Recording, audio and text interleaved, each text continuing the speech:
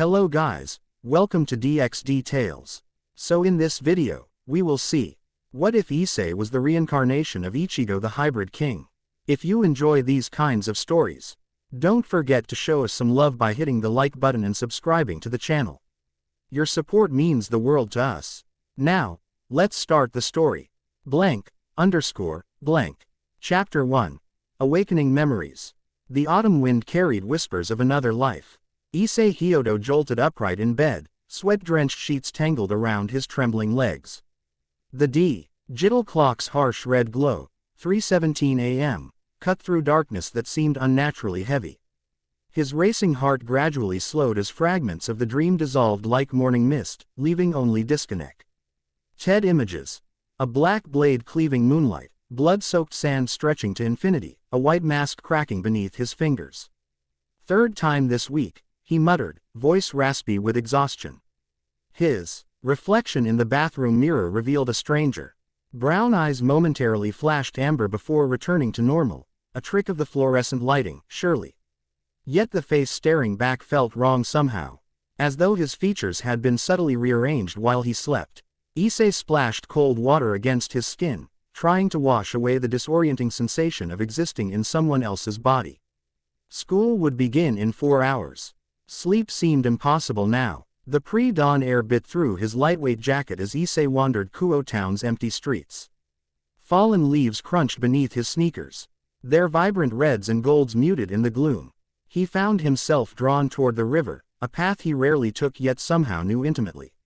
Each landmark triggered déjà vu so potent it left him dizzy, the crooked street lamp, the cracked concrete steps, the precise angle of the embankment where it curved toward the water. "I've fought here before," he whispered to no one, the certainty of it settling in his bones. Sunrise painted the eastern sky in watercolor hues when a sound like tearing fabric split the morning silence. Issei froze, every muscle tensing as primal fear flooded his system. Something vast and wrong emerged from the distortion, a creature 15 feet tall with bone-white limbs too numerous to count and a mask resembling a twisted deer skull. Its howl vibrated at a frequency that made his teeth ache. "Run!" screamed his rational mind. "Fight!" demanded something deeper. The contradiction paralyzed him as the monster lumbered forward, each step cracking the concrete. Its eyes, empty black pits ringed with yellow, fixed on him with predatory focus. Issei recognized hunger when he saw it. "Delicious," the creature rasped, voice like grinding metal. "Your soul reeks of power." Words formed in Issei's throat without conscious thought. "Hollow." The creature tilted its massive head. "Oh, a human who can see me and knows what I am. How unusual." Its mask split into a grotesque approximation of a smile. "That makes you even more appetizing." Time slowed as the hollow lunged.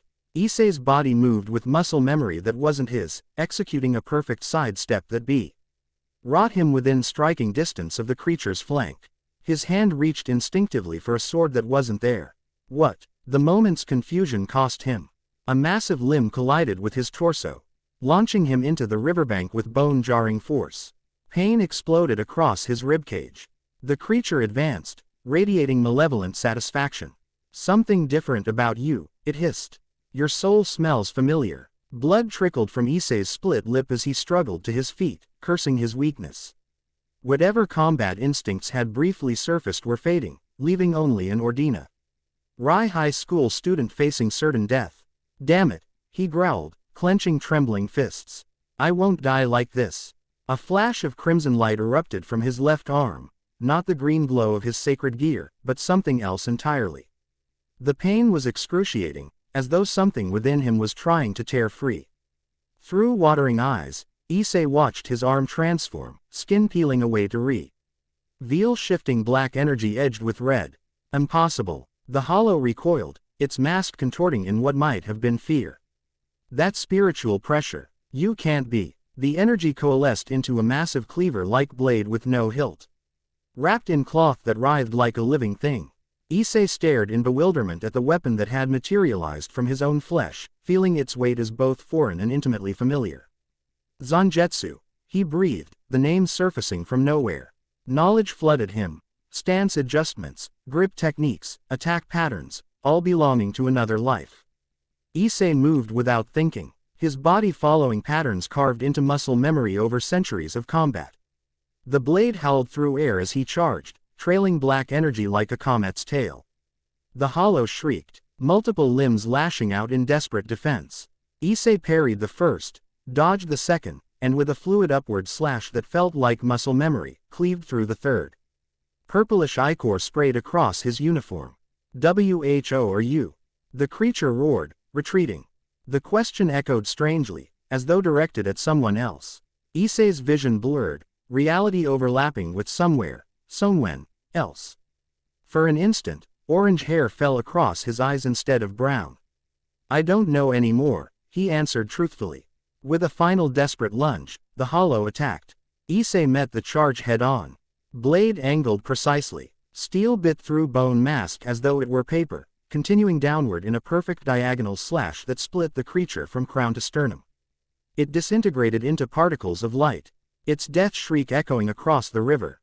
Silence fell. The black blade crumbled, dissolving back into his arm and leaving only unblemished skin. Exhaustion ashed over Issei in waves as he collapsed to his knees, retching onto dew-damp grass. The power that had surged through him moments before receded, leaving emptiness in its wake. "I'm impressed," came a female voice, calm and measured. "Most people don't survive their first hollow encounter, let alone defeat one." Issei's head snapped up. A petite woman stood 10 paces away, dressed in a black kimono secured with white sash.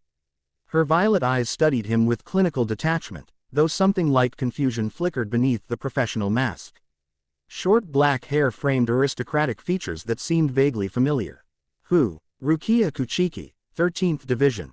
She approached cautiously, hand resting on the katana at her hip.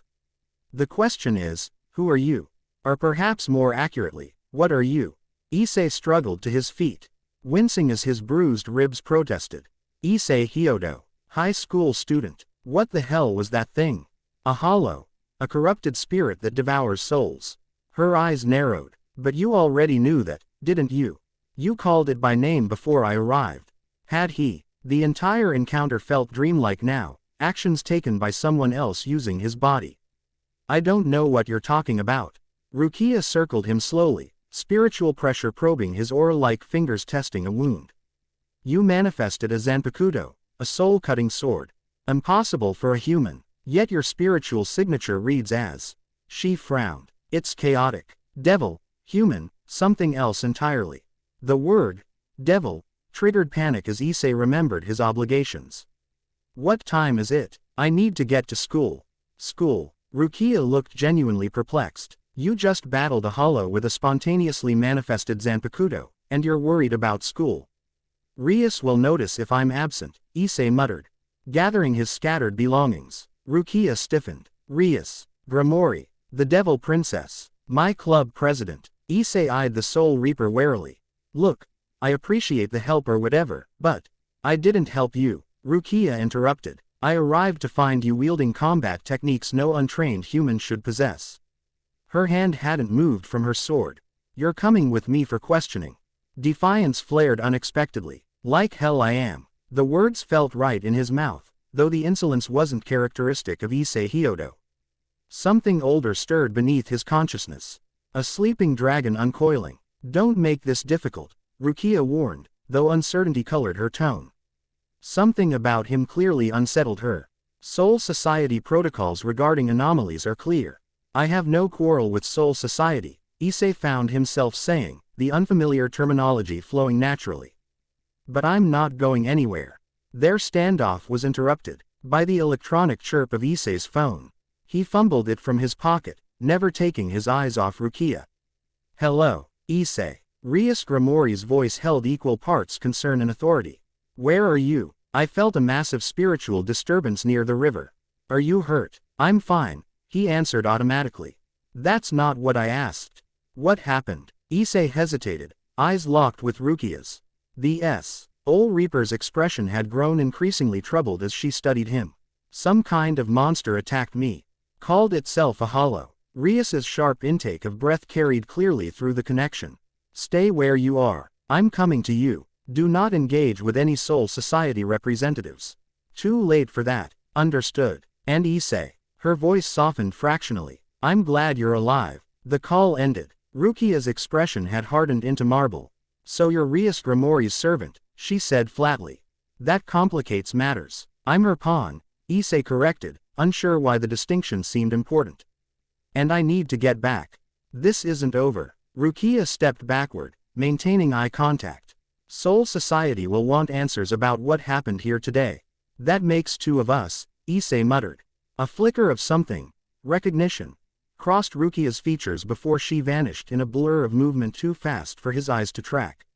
Issei released a breath he hadn't realized he was holding, sagging against a nearby tree as adrenaline ebbed. What the hell was happening to him? Kuo Academy's Gothic architecture loomed against the cloudless autumn sky, its spires casting long shadows across manicured grounds. Students streamed through wrought iron gates, their mundane conversations about homework and weekend plans striking Issei as surreal after his morning encounter. He had barely slept in days. Dark circles shadowed eyes that occasionally flashed amber when his concentration slipped. The sword, Zangetsu, hadn't reappeared, but he could feel it beneath his skin, AC. Onstant presence humming with restrained power. You look terrible, observed Matsuda, falling into step beside him. Up all night with your porn collection again. Something like that, Issei mumbled, too exhausted for their usual banter. Motohama adjusted his glasses, studying Issei with uncharacteristic seriousness. You've been different lately. Less. He waved vaguely. Perverted. The ACC. Sation would normally have sparked indignant denial. Instead, Issei found himself considering it objectively. His obsession with breasts and panties felt childish now, a distraction from more significant concerns. When had that changed? Just tired, he deflected. The classroom buzzed with activity, but Issei moved through it like a ghost, disconnected from the cacophony. During literature, he owned himself completing the professor's haiku before the man finished speaking, the ancient poetry surfacing from memory he shouldn't possess. In history, dates and names he'd never studied felt intimately familiar. Lunch found him on the rooftop, alone by choice. The bento Issei had hastily prepared remained untouched beside him as he stared at his left arm, willing the strange transformation to manifest again. Nothing happened. Skipping meals won't help your recovery. Rias Grimori stood in the doorway, crimson hair catching sunlight like spilled wine. Her beauty remained objectively stunning. But Issei noticed his reaction had changed. The worshipful awe had been replaced by something more complex, respect tinged with wariness. I wasn't hungry, he said. Rias settled beside him with practiced grace. Ocean blue eyes scanning his face. You haven't explained what happened this morning. I'm not sure I can. Issei flexed his fingers, remembering the blade's weight. Something's happening to me, Rias. Dreams that feel like memories. Knowledge I shouldn't have. And now this weapon that came out of nowhere. Show me. The command held power, but not compulsion. Rias respected him too much for that. Despite their master-servant relationship, Issei concentrated, focusing on the energy he'd felt during the hollow attack, a cold, resolute power unlike his sacred gear's warm vitality. Nothing happened. I can't control it, he admitted. Rias nodded thoughtfully. The Soul Reaper who confronted you, did she mention a name? Rukia Kuchiki. Recognition flickered in Rias's eyes. Interesting. The Kuchiki clan is nobility in Soul Society. Their presence here violates several treaties. Between supernatural factions. Rias created a small magic circle in her palm, its crimson light illuminating her features from below. Devils, angels, fallen angels, yokai, and the separate realms systems governed by Soul Society. We maintain careful boundaries. She seemed surprised to find me with you. Issei noted. A smile curved Rias's lips, though it didn't reach her eyes. Soul Society considers devils barely a step above hollows in their hierarchy. Our interaction is strictly regulated. The revelation should have surprised him. Instead, it felt like confirmation of something he'd always known. There's more, he said slowly. When I fought the hollow, it recognized something in me. And the Soul Reaper, Rukia, she looked at me like. Like what? Like she'd seen a ghost. Rias's expression darkened. We need to speak with someone who might have answers. The Occult Research Club, after school. She rose smoothly, hesitating before adding, whatever's happening, Issei, We'll face it together. You're not just my pawn, you're precious to me. The declaration held genuine affection. Yet Issei detected calculation beneath the sentiment. Rias was a strategist first, always 3 moves ahead. Her attachment to him had grown beyond mere chess pieces, but she would never be entirely transparent. As she departed, Issei turned his gaze skyward.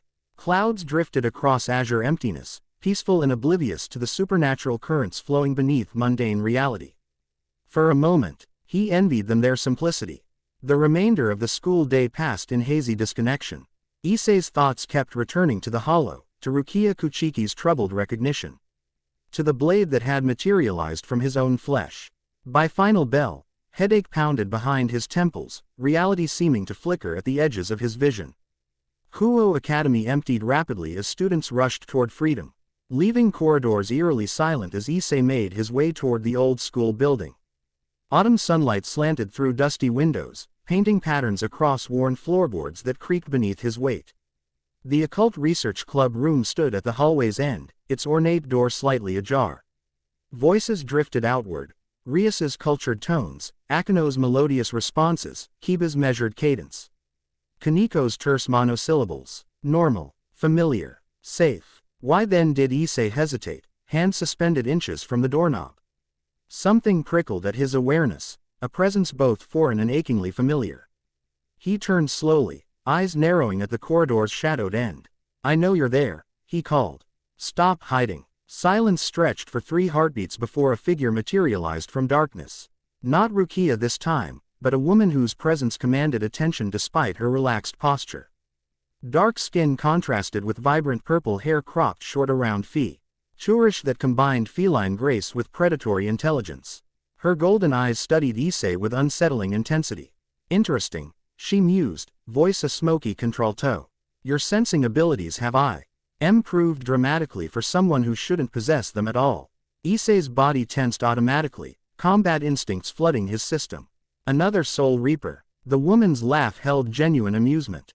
Former captain, technically, Yoruichi Shihoin. She approached with liquid grace, circling him as Rukia had, though with greater familiarity. You don't recognize me, do you? Should I? Yoruichi stopped directly before him, golden eyes searching his face with disconcerting thoroughness. Without warning, her hand shot out, fingers brushing his cheek in a gesture too intimate for strangers. He's in there, she murmured. Fragments, at least. The spiritual signature is unmistakable, though twisted with devil energy. Issei stepped back, unnerved. Who's he? The door swung open before Yoruichi could respond. Rias stood framed in the entrance, magic crackling around clenched fists. Step away from my pawn, she commanded, voice glacial. Yoruichi's posture remained casual, though Issei sensed coiled power beneath her relaxed exterior. Rias Grimori, you've grown since we last met. I don't recall giving you permission to enter devil territory, Shihoin. I go where I please, Yoruichi replied, shrugging. Always have. Her gaze shifted back to Issei. Besides, some matters transcend territorial squabbles. Like finding the reincarnated soul of the hybrid king. The title triggered something deep within Issei, recognition mixed with primal denial. His vision swam, reality overlapping with hazy impressions, a frozen throne room, armies kneeling before him, power beyond comprehension coursing through his veins. What did you call me? He whispered. Not you, Yoruichi corrected gently. The soul you carry, Ichigo Kurosaki. The name exploded in Issei's consciousness like a bomb, fragmenting reality around him. His knees buckled as memories cascaded through mental barriers, not complete recollections, but shattered impressions of another life lived centuries ago. Orange hair, Zanjetsu, Soul Society, Haweko Mundo, Quincy, Shinigami, Hollow. Names and faces swirled in chaotic procession. Rukia, Renji, Orihime, Chad, Oryu, Yuwatch, Aizen. Issei. Rias's voice sounded distant despite her proximity. Fascinating, observed Yoruichi, crouching beside his collapsed form. The seal is breaking naturally. I expected to need intervention. What seal? Demanded Rias. What have you done to him? Nothing recently, Yoruichi answered cryptically. This was set in motion a millennium ago. Darkness encroached on Issei's vision as consciousness slipped away. The last thing he registered was Yoruichi's whisper. Meant for his ears alone. Welcome back, Ichigo. We've been waiting. Dreams and memories tangled like writhing serpents. Zangetsu materialized from darkness. Blade gleaming obsidian against infinite white. The old man lied to you, the hollow spirit said, inverted eyes gleaming with malevolent amusement. I am Zangetsu. I have always been Zangetsu. The revelation shattered everything Ichigo thought he knew, realigning his understanding of his own soul. Remember who you are, the spirit continued, voice distorting. Remember what you became. The dreamscape shifted. Ichigo stood atop a mountain of corpses, blade dripping crimson. Enemies from 100 battlefields, Hollows, Quincy, Arankar, Visored, Sternritter, fallen before his unstoppable advance. The Hybrid King, whispered voices from the carnage. Soul King, Destroyer, Creator. This isn't what happened, Ichigo protested. This isn't how it ended. Isn't it? The hollow spirit's mask split into a grotesque grin. Power corrupts, King, even yours. Another shift. Ichigo faced a mirror that reflected not himself but a brown-haired teenager with ordinary features. Issei Hyodo, the reflection identified itself. Why you? Ichigo asked. Of all possible souls. Because I'm weak where you were strong, Issei answered. Perverted where you were pure. Ordinary where you were exceptional. That's not balance. Issei continued, pressing his palm against the glass. The universe seeks equilibrium. Ichigo matched the gesture, their fingers aligned across the barrier. They're trying to separate us. They'll fail, Issei replied with unexpected conviction. We're already becoming something new. The glass shattered. Issei awoke with a gasp, bolting upright on unfamiliar sheets. Disorientation faded as he recognized the Occult Research Club's bedroom, reserved for members needing recovery after difficult missions. Heavy curtains blocked most sunlight, though thin. Golden lines around their edges suggested mid-afternoon. His uniform had been replaced with loose pajamas. Bandages wrapped his torso where the hollow had struck him. How long ago? Hours. Days. The door opened silently to admit Akano Himahima, carrying a tea tray with practiced ease. Her customary smile softened further upon seeing him awake. Welcome back, she greeted, setting the tray beside him. You've been unconscious for 26 hours. That long. Issei accepted the offered teacup, its warmth grounding him in present reality. Where's Rias? And the woman who was with us, Yoruichi? Quote, discussing your condition with someone called Urahara via communication circle. Akano settled on the bed's edge, violet eyes studying him with uncharacteristic seriousness. Issei-kun, what's happening to you? The question's genuine concern pierced his disorientation. Despite her sadistic tendencies and teasing manner, Akano cared deeply for the club members. Worry creased her usually serene features. I wish I knew, he answered honestly. It feels like I'm remembering someone else's life. Dreams that aren't dreams. Knowledge I never learned. This Ichigo Kurosaki that Yoruichi-san mentioned. Issei nodded slowly. The name feels right, somehow. But also distant, like a book I read long ago. Akano's fingers brushed his wrist, a gesture both comforting and diagnostic as she assessed his spiritual energy. Her eyes widened slightly. Your aura has changed, she murmured. The devil energy remains, but something else intertwines with it now. Something ancient and multi-layered. Before Issei could respond, the door swung open to admit Rias, followed by Yoruichi and a third figure he didn't recognize, a lean man in traditional green clothing and wooden sandals, his eyes shadowed beneath a striped hat. Despite his disheveled appearance, power radiated from him in controlled waves.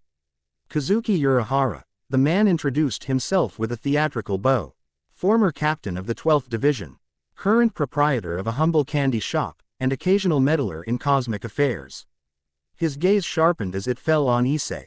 You, young man, represent my greatest success and most spectacular failure simultaneously.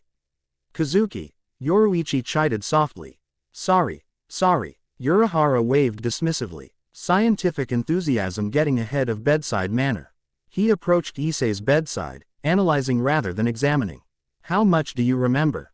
Fragments, Issei admitted. Disconnected images. Names without faces. Powers without context. Expected at this stage, Urahara nodded. The seal was designed to degrade gradually, allowing integration rather than replacement. What seal? Rias demanded, patience visibly thinning. You promised explanations, Urahara. The scientist sighed dramatically. A millennium ago, Ichigo Kurosaki, the Shinigami Quincy Hollow hybrid who saved multiple worlds, made a decision. The power he'd accumulated was destabilizing reality itself. Wrath, than risk becoming what he fought against, he asked me to seal his power and memories, allowing his soul to reincarnate naturally. Why? Issei whispered. Balance, Urahara answered, echoing the dream.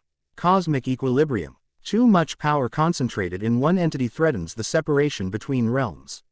So I'm, him, reborn. Yes and no. Urahara tapped Issei's chest with his cane. Same soul essence, different life experiences, different personality development. The seal was designed to keep Ichigo's memories and powers dormant until needed.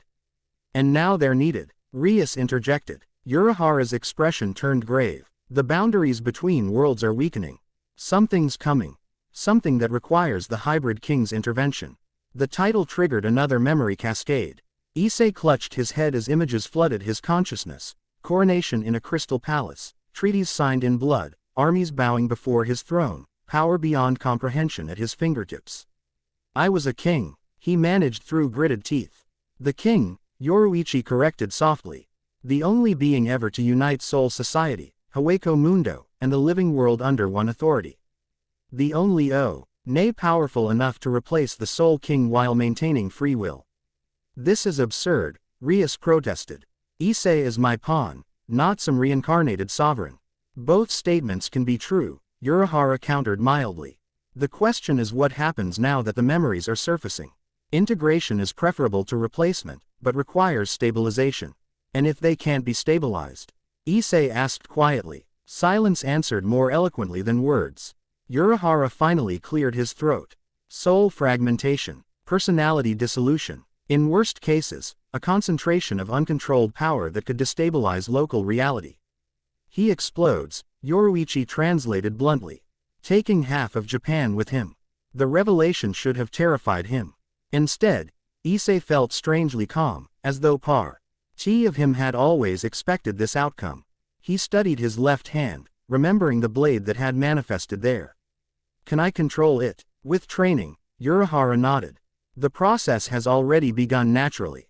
Your devil abilities provide an unexpected stability factor. The evil pieces system created anchors in your soul that help integrate the awakening power rather than being overwhelmed by it. Rias's expression shifted from skepticism to calculation. So his status as my pawn is actually beneficial. Ironically, yes, Urahara grinned beneath his hat. Devil magic is parasitic by nature. It latches onto souls with tremendous adaptive capability. In this case, it's creating pathways for Ichigo's power to channel through Issei's existing abilities rather than overriding them. So what happens next? Akeno asked. Training, Yoruichi answered, golden eyes gleaming with anticipation. Lots of it. Urahara nodded agreement. We need to establish control protocols before more power awakens. The Zanpakuto manifestation was just the beginning. Hollow abilities, Quincy techniques, and eventually the hybrid king's unique powers will follow. And if I refuse? Issei asked quietly. If I don't want these memories or powers? The question silenced the room. Urahara and Yoruichi exchanged glances laden with centuries of shared understanding. That option disappeared the moment the first seal broke.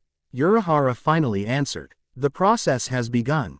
It can be managed or catastrophic, but it cannot be stopped. You're not facing this alone, Rias declared, moving to Issei's side with regal certainty. Whatever training is required, the Occult Research Club stands with you. Her hand covered his, the gesture both possessive and supportive. Something shifted in their connection, master-servant dynamic evolving toward partnership as Rias recognized the changing dynamics between them. We begin tomorrow, Yoruichi announced. Dawn, by the river where you encountered the hollow. Come prepared for pain. Her lips curved into a smile that was equal parts encouraging and predatory. Resurrection is never comfortable, hybrid king. As they departed, Rias lingered, her usual confidence momentarily fractured by uncertainty. Issei, she began, then hesitated. Will I lose you to this other identity? The question revealed vulnerability rarely displayed by the Grimoire heiress. Beneath her commanding exterior lay genuine attachment, perhaps even love, tinged with fear of abandonment. I'm still me, Issei reassured her, though uncertainty colored his tone. Just more complicated than we realized.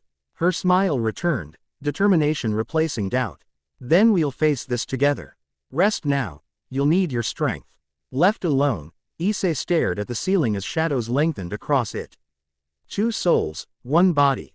Past and present colliding. Power beyond imagination awakening within ordinary flesh. Zanjetsu, he whispered experimentally. Something stirred within his consciousness, not quite a voice, but a presence acknowledging its name. Not yet fully awakened, but no longer completely dormant. Soon, it seemed to promise. Outside his window, leaves continued their autumn descent, unaware that the world stood on the precipice of transformation. As night claimed Kuo town, Issei Hyodo, once ordinary student, current devil pawn, and awakening hybrid king, closed his eyes, surrendering to dreams that were rapidly becoming memories. Across town, Rukia Kuchiki knelt before a communication portal, delivering her report to an ancient captain whose weathered face revealed nothing of his thoughts. You're certain? He demanded. The spiritual signature is unmistakable, Captain Commander, Rukia confirmed. Fragmented and altered, but definitely him. And Urahara, Yoruichi, already involved. They claim the awakening was anticipated. The ancient Shinigami closed his eyes briefly. A millennium of peace, ending as it began, with Ichigo Kurosaki. Your orders, sir. Observe. Report. Do not interfere unless containment becomes necessary. His gaze sharpened. And Rukia, prepare yourself. If this truly is the hybrid king's return, nothing will remain unchanged. The portal closed, leaving Rukia alone with memories of orange hair and unwavering determination, of battles fought side by side, of a friendship that had altered the course of worlds. Ichigo, she whispered to empty air. What are you becoming this time? No answer came, only the rustling of autumn leaves carried on night wind that whispered of change, of awakening, of memories returning from millennium-old slumber. Chapter 2. Worlds collide. Winter descended on Kuo town with unnatural swiftness. One morning, students arrived at school to find frost etching elaborate patterns across wind. OWS and snow blanketing the grounds in pristine white. Meteorologists on local news stations fumbled for explanations: unusual pressure systems, Arctic air masses, climate anomalies, scientific terminology masking fundamental bewilderment. Issei knew better. Nature itself was responding to the collision of supernatural forces centered on him. The boundary between realms is thinning, Urahara explained. Ned during one of their dawn training sessions. His breath formed crystalline clouds in the frigid air as he circled Issei, wooden cane tapping a thoughtful rhythm against frozen earth.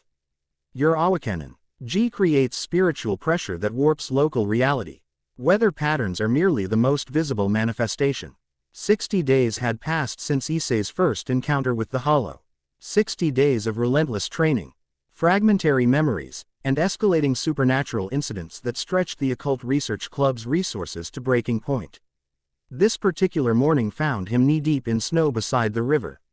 Stripped to the waist despite sub-zero temperatures. Sweat beaded across his torso, immediately crystallizing into diamond-like droplets that shattered when he moved. Yoruichi circled him like a predator, golden eyes evaluating his form with merciless precision. Your stance is still wrong, she chided, voice carrying clearly across the frozen landscape. Center of gravity too high. Ichigo made the same mistake until I broke his leg to teach him proper form. That's not particularly encouraging, Issei muttered, adjusting his posture. Yoruichi's laughter rang like bells. Who said I was trying to encourage you? I'm trying to keep you alive. Her expression sobered. The powers awakening within you would shatter a normal soul. Even with your devil enhancements, integration is dangerous. As if summoned by her warning, pain lanced through Issei's chest, familiar agony that signaled another memory fragment breaking free. His vision doubled, present reality overlapping, with scenes from centuries past. A crystalline palace floating in blackness, treaties signed with blood ink, beings of impossible power kneeling before a throne that hummed with concentrated ryutsu. Breathe through it, Yoruichi instructed, suddenly beside him, steady hand on his shoulder. Don't fight the memories, but don't surrender to them either. Integration, not replacement. Issei nodded grimly, focusing on her touch as anchor while the memory storm passed. These episodes had grown more frequent and intense, no longer confined to sleep but erupting during waking hours with increasing regularity. "It's getting worse," he admitted once his vision cleared. "It's getting better," Yoruichi corrected. "Each integration strengthens your core identity. The pain comes from resistance." Hara appeared beside them in a flash of shunpo, adjusting his striped hat. "Perhaps enough physical training for today. Let's try something different." He pressed his cane against Issei's forehead without warning. Jinzen. The world dissolved around Issei as consciousness plunged inward. When awareness returned, he stood not in snowy Kuo but atop a skyscraper, one of hundreds forming an impossible cityscape that extended in every direction. The buildings rose from midnight blue water that stretched to the horizon. Above, a crescent moon hung suspended in twilight sky, casting silver light across glass surfaces.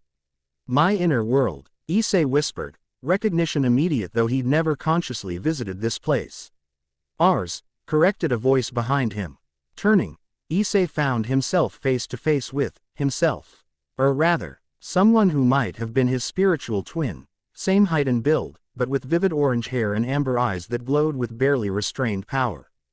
The figure wore a black shihakusho and white haori marked with the character for King Ichigo Kurosaki, Issei named him. The figure inclined his head slightly.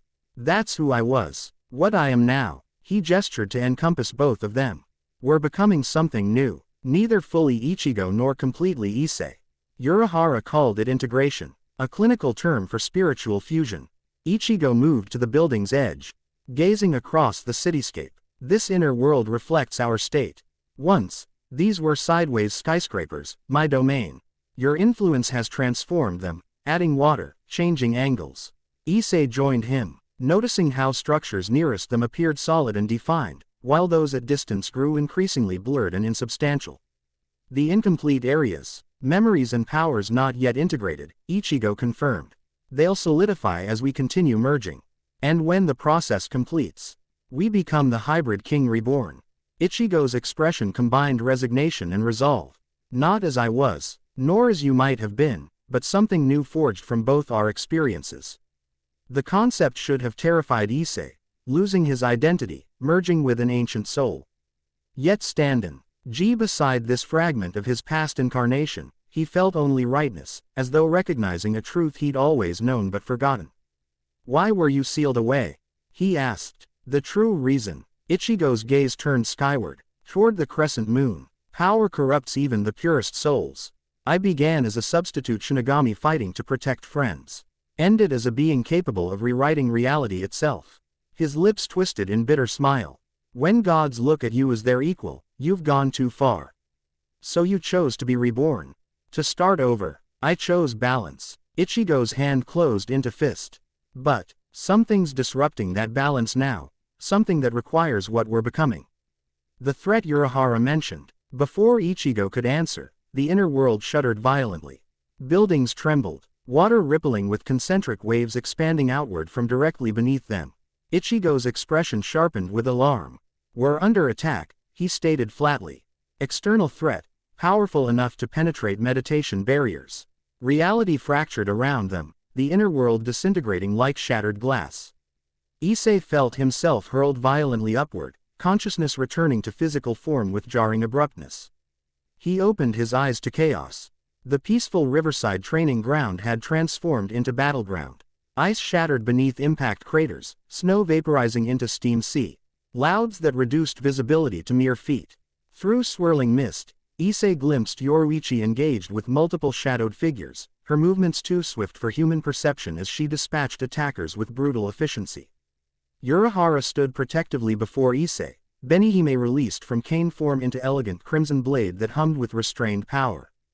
The scientist's usual lackadaisical demeanor had vanished, replaced by focused intensity that reminded Issei, or rather, Ichigo, why Kazuki Urahara had been considered one of Soul Society's most dangerous captains.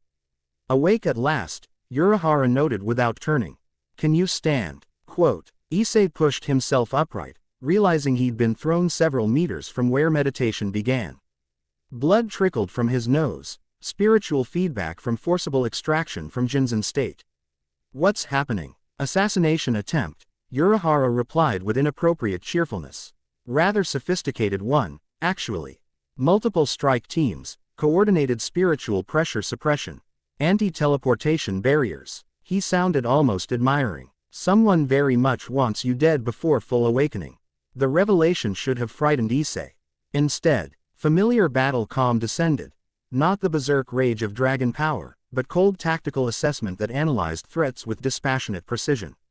How many? 23 attackers initially. Yoruichi-san has reduced that number considerably. Urahara gestured toward where the former captain dispatched another assailant with casual brutality. They appear to be specialized mercenaries, not affiliated with any major faction, but highly trained in anti-spiritual combat. Issei's fingers itched for Zangetsu, though the blade hadn't manifested since his first hollow encounter. Instead, he reached for his sacred gear.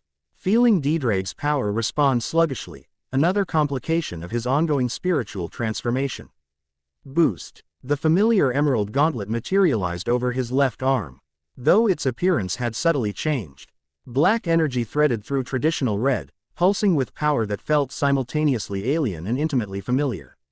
Interesting, Urahara observed. Quote, your devil abilities are integrating with Shinigami powers at accelerating rate. That hybrid manifestation shouldn't be possible for at least another month, according to my calculations.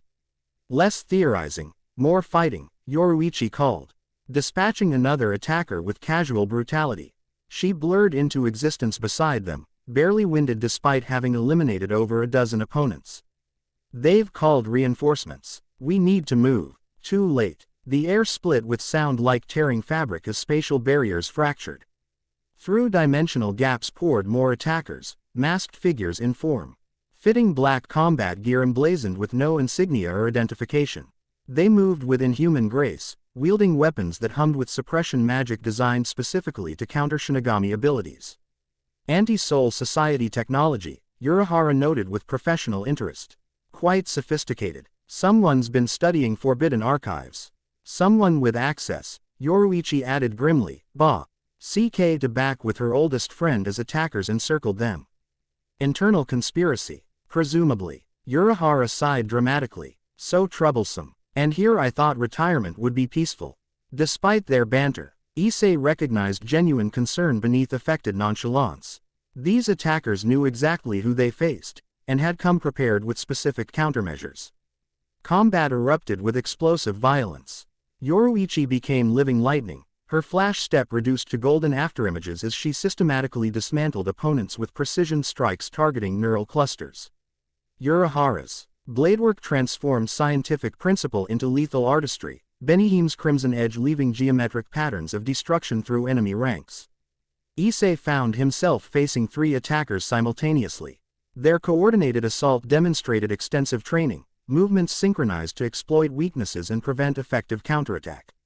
Against ordinary opponents, such tactics would prove overwhelming. Issei Hyodo was no longer ordinary. Combat instincts surfaced from muscle memory centuries old, guiding his movements with fluid precision.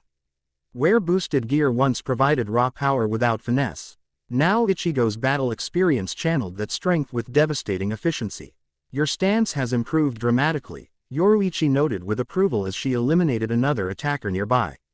Motivation makes excellent teacher. The battle reached crescendo when spatial fabric tore open once more. Issei tensed, expecting further enemy reinforcements, but the figure that emerged defied such expectations. She stood nearly 6 feet tall, presence commanding absolute attention despite minimal movement. Tanned skin contrasted with short blonde hair, sea-green eyes surveying the battlefield with cold calculation. Her attire combined elements of a Rankar uniform with individualized modifications, white fabric accentuating athletic physique while leaving her face partially concealed by high collar. Most distinctive was the fragment of hollow mask adorning her lower face, giving her aquiline features predatory quality that needed no exaggeration. 3 female Arankars flanked her protectively, though their concern seemed unnecessary given the palpable power emanating from their leader. Tia Haribel, Urahara identified her, lowering Benihime fractionally. Former Espada Trace and current ruler of Hueco Mundo. This is unexpected. The Arankar leader acknowledged him with minimal nod. Urahara Kazuki. Still interfering with cosmic balance, I see. merely facilitating inevitable transitions, he countered with theatrical bow. To what do we owe this honor? Harabel's gaze shifted to Issei, intensity sharpening. I sensed his awakening across dimensional barriers. The spiritual pressure is unmistakable. Without warning, remaining attackers broke engagement, retreating through rapidly closing spatial rifts. Within moments, the battlefield stood empty save for their unlikely gathering. 2 former Soul Society captains, a Devil Shinigami hybrid, and the ruler of Hawako Mundo with her entourage. Silence stretched, broken only by crystallizing breath clouds in winter air. You remember me, Harabel finally stated, addressing Issei directly. Not question but observation. Issei hesitated, memory fragments surfacing through mental haze. Desert fortress, blood-soaked sand. Hollow mask cracking beneath relentless assault. Pieces, he admitted. The integration is incomplete, yet progressing rapidly, Harabel noted. Her attention shifted to Urahara. The balance breaks. Hawako Mundo deteriorates without his stabilizing influence. Barriers between worlds grow dangerously thin. We're aware, Yoruichi interjected, golden eyes narrowing. Those see you. Rias why Hawako Mundo's ruler personally investigates rather than sending underlings. Some matters require direct attention. Harabel's expression remained unreadable behind partial mask, though her tone carried subtle intensity. Especially when they involved the hybrid king. The title triggered another memory cascade, Ichigo standing before massive throne composed of crystallized reishi, Reluk. Tantly accepting crown that hummed with concentrated power. Arankar armies kneeling in formal rows extending to horizon. Harabel among them, younger but equally formidable, expression revealing complex blend of respect and wariness. You served him, Issei realized aloud. Served? Me. I served the hybrid king, Harabel corrected precisely. Whether you become him remains undetermined. The distinction carried implicit challenge that Issei instinctively recognized. Before he could respond, spiritual pressure shifted around them, familiar signature approaching rapidly. Rias, he identified, seconds before Crimson Transportation Circle manifested nearby. The Grimoire heiress emerged with her entire peerage, Akeno, Kiba, Kaneko, Asia, and Gasper arrayed in combat formation. Her ocean blue eyes assessed the situation with tactical precision, power gathering around clenched fists as she noted unfamiliar Arankar presence. Issei. His name carried volumes of concern compressed into 2 syllables. We sense the attack from Academy grounds. Are you injured? I'm fine, he assured her, realizing belatedly that his appearance suggested otherwise, shirtless in freezing temperatures, blood dried beneath his nose. Sacred gear manifested in combat mode. Rias's attention shifted to Harabel, aristocratic features composed into diplomatic mask that betrayed nothing of her thoughts. Tia Harabel. Your presence in Devil territory violates 17 distinct treaty provisions. Extraordinary circumstances justify extraordinary measures, Harabel responded without inflection. The Awa, kenning of the hybrid king concerns all realms. A claim yet unproven, Rias countered smoothly. What we have is an unusually talented pawn experiencing spiritual awakening, concerning, certainly, but hardly justification for breaching dimensional protocols. The political maneuvering continued with increasing complexity, supernatural diplomacy conducted through carefully chosen words and precisely measured spiritual pressure. Issei observed with growing fascination as Rias, barely 18 by human reckoning, engaged the ancient Arankar leader as equal, neither yielding ground nor escalating unnecessarily. Snow continued falling around them, individual flakes catching light like suspended diamonds. The surreal tableau, devils, Arankar, and former Shinigami gathered in frozen battlefield, street. Ruck Issei is both absurd and strangely inevitable.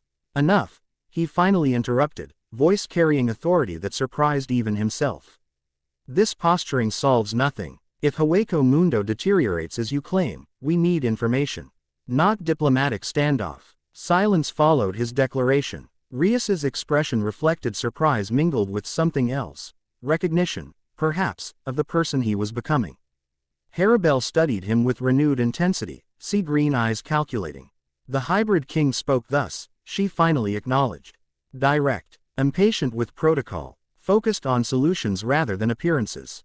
Her posture shifted subtly. Perhaps there is more of him in you than initially apparent. We should continue this discussion somewhere less exposed, Urahara suggested, gesturing toward swirling snow. Preferably with tea. Everything improves with proper tea. Rias nodded reluctant agreement. The Occult Research Club headquarters are neutral ground by ancient compact. We can speak freely there. Acceptable. Harabel conceded. She gestured to her 3 companions.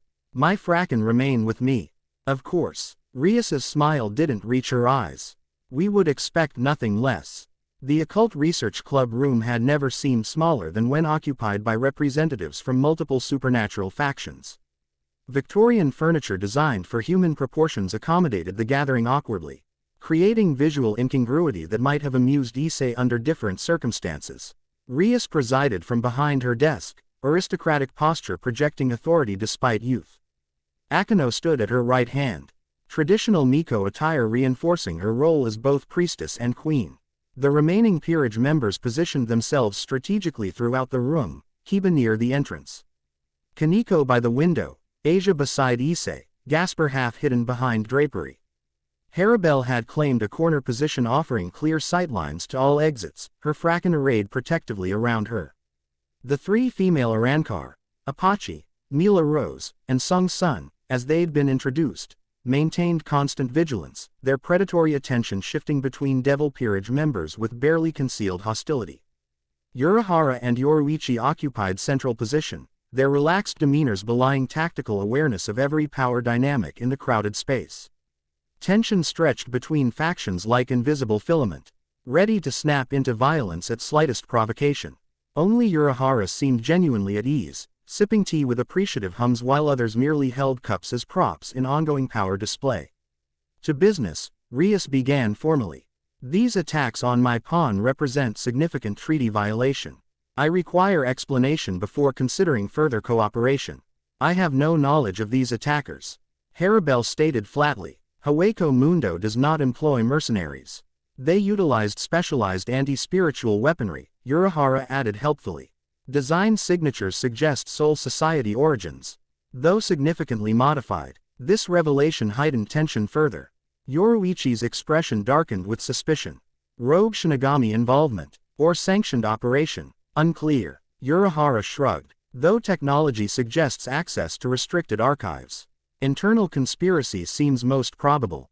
Which brings us to central question, Rias redirected smoothly. Why would anyone risk interdimensional incident to eliminate Issei before his awakening completes? Fear, Harabel answered simply. The hybrid king commanded power that reshaped reality itself. Those who benefited from his absence would naturally oppose his return. You speak as though his return is inevitable, Rias noted, eyes narrowing slightly. Yet Issei maintains distinct identity. Integration does not equal replacement. Wishful thinking, Apache muttered audibly, earning sharp glance from Harabel that immediately silenced her. Issei cleared his throat, drawing attention. I'd appreciate not being discussed as though absent. His gaze swept assembled factions. Whatever I'm becoming concerns me more directly than anyone here. Harabel studied him with renewed interest. You speak with increasing authority, yet your spiritual pressure remains chaotic, fragments rather than cohesive whole. The hybrid king would never tolerate such weakness. I'm not him, Issei replied evenly. Not entirely. Not yet. Maybe never completely. That uncertainty is precisely the problem, Harabel countered. Hueco Mundo requires stability. The treaties established by the hybrid king maintained balance between realms for a millennium. Without his power, that balance deteriorates. Specifically how? Urahara inquired, professional curiosity evident. Dimensional boundaries thin. Garganta pathways destabilize. The desert expands, consuming established territories. Lesser hollows grow uncontrollably aggressive, requiring constant culling. Harabel's clinical assessment carried weight beyond mere words. These symptoms accelerated dramatically 3 months ago, coinciding with initial awakening. The timeline matched Issei's first dreams perfectly, correlation impossible to dismiss as coincidence. Unease settled in his stomach, responsibility he'd never sought pressing down with increasing weight. What exactly do you want from me? He asked directly. Complete awakening, Harabel answered without hesitation. Restoration of the hybrid king's authority over interdimensional boundaries. Renewal of ancient treaties. And if that's not possible? Rias challenged. If integration creates something new rather than resurrects what was, then we adapt, Haribel stated, pragmatism evident. Survival requires flexibility, but power, specifically his power, remains necessary regardless of form it takes. Discussion continued with increasing complexity, supernatural politics beyond Issei's complete understanding despite emerging knowledge from past incarnation. He found himself observing Haribel with growing fascination, her precise speech, economical movements, and subtle leadership techniques revealing intelligence that belied a Rancor stereotype of mindless predator. She represented contradiction. Hollow evolved beyond mindless hunger into something resembling humanity while maintaining predatory essence. Her loyalty to realms she governed appeared absolute, yet personal ambition remained carefully contained beneath surface discipline. Most intriguing was her behavior toward him, formal without subservience, respectful without surrender, challenging without insolence. She addressed him directly rather than through Rias, recognizing autonomy separate from master-servant relationship while acknowledging his devil status. The meeting extended into evening hours. Winter darkness falling early outside Gothic windows. Gasper had been dispatched to prepare additional refreshments when new spiritual pressure registered at boundary of Kuo Academy ground. DS, unfamiliar signature approaching with deliberate lack of concealment. Uninvited guest, Yoruichi noted, golden eyes narrowing. Yukai, powerful. Rias frowned, clearly displeased by further territorial encroachment. Kiba, Kaneko, investigate but do not engage. Report only. The knight and rook departed silently, though Issei noticed Kaneko's unusual hesitation, almost reluctance, before compliance. Minutes passed in tense silence. Diplomatic discussion suspended as attention focused outward toward approaching presence. When Kiba returned alone, his expression confirmed complication. Stray devil, he reported formally. Specifically, Kuroka of Black Spirit Cat Clan. She requests audience with. He paused, glancing uncertainly toward Issei. With the hybrid king. The name triggered cognition from multiple sources. Rias's concerned frown, Kaneko's documented history, and fragments of Ichigo's memories regarding notorious Yukai criminal. Before Rias could respond, Haribel rose smoothly. This grows interesting, she observed. The Nekosho survivor emerges from hiding. Her timing suggests informed purpose rather than coincidence. She cannot be trusted, Rias stated flatly. Her crimes against Devil Society are irrelevant to current situation, Haribel interrupted without inflection. Information transcends moral judgment during crisis. Their standoff continued until Issei rose decisively. I'll speak with her, Issei. Rias began. Not alone, he clarified. But I'll hear what she has to say. Every faction seems determined to involve themselves in my awakening, might as well understand why. Decision made. They proceeded to Academy Courtyard where winter night had transformed landscape into monochromatic study of shadows and snowdrifts. There, perched Kazua, LLY atop stone wall with deliberate disregard for territorial boundaries, waited one of Devil Society's most notorious criminals. Kuroka lounged with feline grace that transcended human imitation, mid-night black hair framing features both beautiful and predatory. Her customary kimono, black silk embroidered with intricate patterns, draped provocatively across curves that might have once captured Issei's complete attention. Most distinctive were the cat ears perched atop her head and twin tails that swayed with hypnotic rhythm behind her. Her golden eyes, vertical pupils contracting in moonlight, fixed immediately on Issei with unsettling intensity. My, she purred, voice melodic with underlying roughness that enhanced rather than detracted from its appeal. The rumors were true after all. Little devil boy carries ancient soul. Her nostrils flared delicately. I can smell him beneath your skin. Power older than mountains, sharper than steel. Kaneko positioned herself protectively before Issei. Diminutive form radiating unexpected hostility. Leave, Kuroka. Is that any way to greet your sister, Sharon? Kuroka's playful tone carried undercurrent of genuine hurt. Especially when I've come bearing such valuable information. Whatever you're selling, name your price, Urahara interjected pragmatically. Mercenary motivations are refreshingly straightforward compared to political machinations. Kuroka's laughter rippled through night air like silk over stone. How delightfully cynical. I've always appreciated pragmatists. Her gaze returned to Issei, intensity sharpening. But this isn't about money. Scientist-san. This is about survival. Explain. Issei requested simply.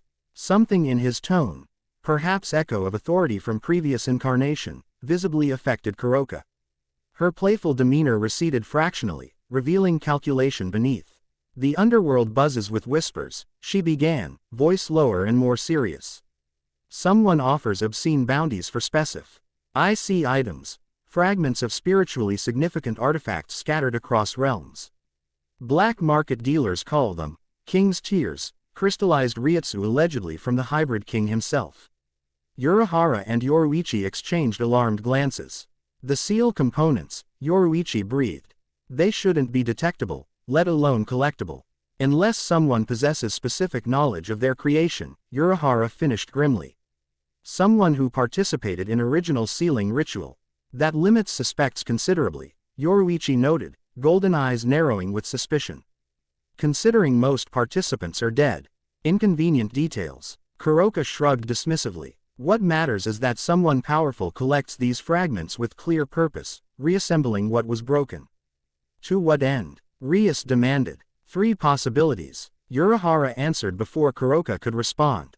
Restoration of the hybrid king in pure form, complete destruction of his reincarnated soul, or, most concerning, extractio. And weaponization of his power without consciousness to control it. The final option hung in air like physical threat, its implications sufficiently horrific that even Haribel's stoic expression registered concern.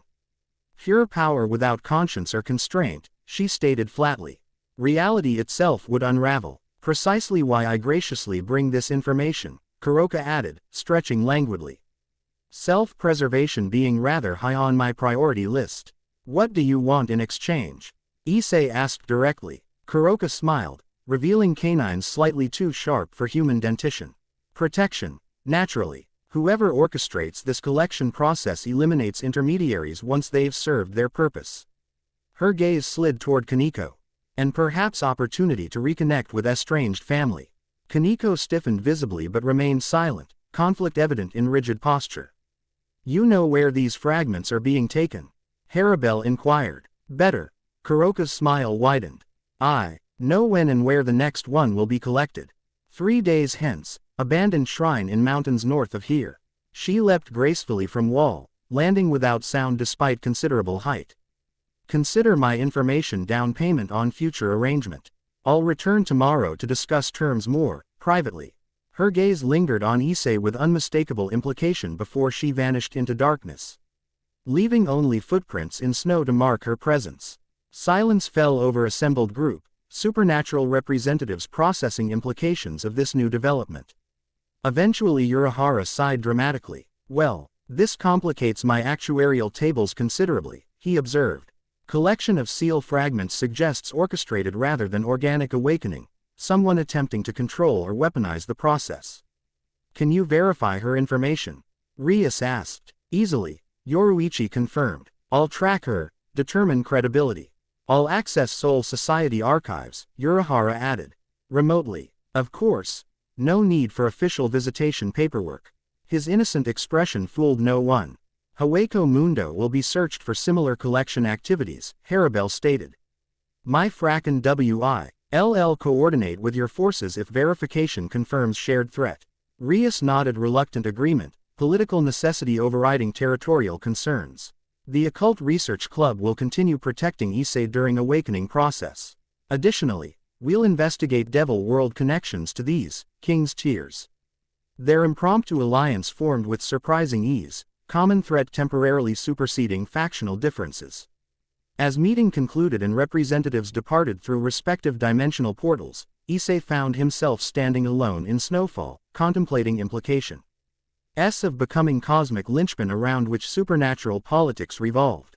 Heavy thoughts for snowy evening, observed Yoruichi, materializing beside him with characteristic silence. Your expression resembles Ichigo's when he first realized what he was becoming. How did he handle it? Issei asked quietly. Badly, then better, she answered with unexpected candor. Responsibility changes people, crushes some, strengthens others. Golden eyes studied him thoughtfully. You're different from him in many ways. Less angry, more adaptable. Gentler spirit, though with similar core of determination. You knew him well. I trained him. Yoruichi corrected. Saw him grow from reckless teenager to reluctant god. Her expression softened with memory. Watched him surrender godhood when he recognized its corrupting influence. And now someone wants to weaponize that power, Issei concluded grimly. Someone who clearly misunderstands its nature. Yoruichi's smile held predatory edge. The Hibiar, Id King's power was never separate from his identity, his compassion, his stubbornness, his absolute refusal to surrender. Attempting to extract pure power without those qualities. She shook her head, like trying to separate fire from heat. Yet they're trying. People have attempted to harness forces beyond their understanding throughout history, she shrugged philosophically. Rarely ends well for them. Snow continued falling as they spoke, individual flakes catching moonlight like suspended diamonds. Issei extended his hand, watching crystalline patterns form against skin that felt increasingly foreign. Vessel containing evolving identity neither fully his own nor completely alien.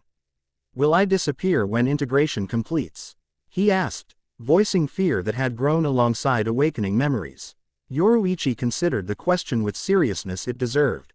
Ichigo asked something similar before undergoing sealing ritual. He feared losing essential self in reincarnation cycle. Her golden eyes met his directly. I told him then what I tell you now.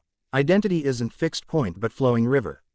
We're all constantly becoming something new while remaining connected to what came before. Philosophical rather than practical answer, Issei noted wryly. Philosophy becomes practical at cosmic scale, she countered with hint of smile. But if you want concrete prediction, you'll neither vanish nor remain unchanged. Integration creates synthesis rather than replacement. And these women from different factions. Rias, Rukia, Haribel, Kuroka. Issei gestured vaguely. Their interest seems complicated. Yoruichi's laughter rang through winter night. That's understating considerably. The hybrid king inspired intense reactions, loyalty, fear, admiration, desire. She studied him with feline amusement. Your awakening resurrects complex relationships centuries in making. Each woman responds to different aspects of emerging identity. Great, Issei muttered. Superna. Churl politics wasn't complicated enough without romantic entanglements. The heart rarely consults rational mind before choosing its path, Yoruichi observed philosophically. Particularly when extraordinary souls collide. Her expression sobered. Be careful, Issei. Power attracts many things, not all of them wholesome or honest. With that cryptic warning, she vanished into darkness, leaving Issei alone with swirling thoughts beneath steadily falling snow. Dawn painted eastern horizon in watercolor hues as Issei completed 300th lap around Kuo Academy grounds. Physical training D become essential outlet for restless energy that accompanied accelerating awakening, body requiring constant motion as spirit underwent transformation. Frost crunched beneath his running shoes, Breet. Forming crystalline clouds that dissipated in winter air. The campus remained empty during winter break, providing ideal location for increasingly dangerous manifestations of hybrid abilities. As if summoned by the thought, familiar pressure built behind his sternum, power-seeking expression. Issei skidded to halt in empty courtyard, centering himself as Urahara had taught. Rather than fighting manifestation, he channeled it deliberately, directing energy flow through established pathways.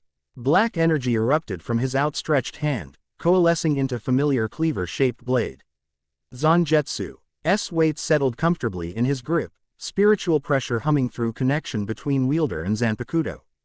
Progress, observed Haribel from nearby rooftop. Issei controlled his startled reaction, though inwardly cursed his failure to detect her presence. The Urankar leader descended gracefully, landing without sound despite considerable height. Morning light transformed her blonde hair to spun gold, contrasting with tan skin and sea-green eyes that studied him with clinical assessment. Your spiritual awareness remains underdeveloped, she noted without inflection. The Hibiar, Id King could sense presence across dimensional boundaries. I'm working on it, Issei replied evenly, refusing to show irritation at constant comparison to former incarnation. Work faster, Haribel advised practically. Those hunting you won't allow luxury of gradual development. Without warning, she extended her hand. Spiritual pressure gathered instantly, forming Zanpakuto with single fluid. Motion that demonstrated centuries of mastery. Tiburon gleamed in morning light, elegant blade curved like shark's tooth, deadly beauty evident in every line. Demonstrate your progress, she commanded. Assuming combat stance with economic movement. Theory without application remains merely theory. Issei raised Zangetsu defensively, recognizing challenge he couldn't decline without losing respect essential for continued cooperation. Haribel represented dangerous opponent even when holding back, a Spada-level Arankar with combat experience spanning centuries. Their blades met with thunderclap of colliding spiritual pressure, shockwave shattering nearby windows and vaporizing frost in expanding circle around combatants. Haribel moved with liquid grace belying her substantial power, each strike precisely calculated to test rather than overwhelm. Issei found himself responding with increasingly fluid combinations, not merely Ichigo's combat memories but hybrid techniques incorporating devil enhancement, sacred gear manipulation, and emerging Shinigami abilities. Where once he relied on raw power and determination, now tactical assessment guided each movement, identifying patterns and exploiting openings with strategic precision. Your style evolves, Haribel noted during momentary disengagement. Neither purely Shinigami nor devil technique, but synthesis unique to your composition. Necessity drives adaptation, Issei responded, echoing her formal speech pattern unconsciously. Their deadly dance continued across academy grounds, spiritual pressure rising with each exchange. Until nearby trees bent beneath invisible weight, Haribel gradually increased attack intensity, forcing Issei to draw deeper from awakening abilities simply to survive. Release your Zanpakuto, she commanded during brief respite. Demonstrate Bankai capability. Issei hesitated, uncertainty evident. I haven't attempted release since awakening began. Then this represents ideal opportunity. Haribel raised Tiburon horizontally. Hunt, Tiburon. Water materialized from surrounding atmosphere, enveloping her completely before exploding outward with concussive force. When deluge cleared, Ribel stood transformed. Arankar resurrection granting her armored form resembling predatory shark, weapon evolved from sword to broad blade extending from armored arm. Your turn, she stated simply. Issei closed his eyes, seeking inner connection with Zanpakuto spirit. Within mental landscape, Zangetsu waited, aspect of his own soul externalized as power source. The blade hummed expectantly in his grip, resonating with unspoken name-seeking expression. Getsuga Tensho. Black energy edged with crimson erupted from blade's edge, crescent-shaped attack carving destruction through courtyard. Not Bankai release, but combat technique demonstrating growing synchronization between wielder and weapon. Haribel deflected the blast one-handed, sea green eyes narrowing with interest. Characteristic attack, she acknowledged. Though significantly weaker than original. I'm just warming up, Issei countered, confidence building with each successful technique. Their battle resumed with increased intensity. Spiritual pressure rising until air itself seemed to compress around them. Haribel attacked with controlled ferocity, each strike containing precisely calibrated power, testing limits without causing permanent damage. Issei found himself responding with increasing fluidity, combat instincts surfacing from muscle memory centuries old. Zangetsu grew lighter in his grip as synchronization deepened. Blade becoming extension of will rather than external tool. The breakthrough occurred unexpectedly, not during offensive combination but moment of defensive necessity. Haribel launched weight, R-based attack impossible to block conventionally, forcing Issei to draw instinctively on hollow abilities dormant within hybrid soul. His left arm transformed without conscious command, skin peeling. A way to reveal white substance resembling bone armor extending from shoulder to fingertips. Instinct-guided motion as transformed limb absorbed impossible impact, dispersing spiritual pressure through hollow enhanced physiology. Significant progress, Haribel observed, ceasing attack immediately. Controlled hollow manifestation indicates accelerated integration. Issei stared at transformed arm with mixture of fascination and horror.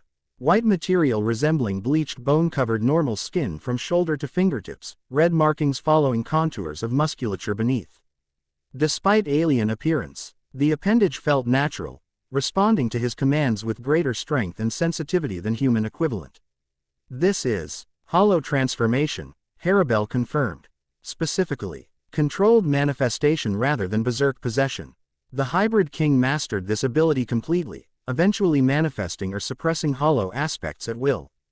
As she spoke, The transformation receded gradually. White material dissolving into normal skin without lasting evidence of change. The process occurred painlessly, though left lingering sensation of potential energy awaiting future expression. The integration accelerates, Haribel noted with evident satisfaction. Your spiritual pressure stabilizes with each manifestation. Issei lowered Zangetsu, blade dissolving into particles of light as combat stance relaxed. Why are you helping me?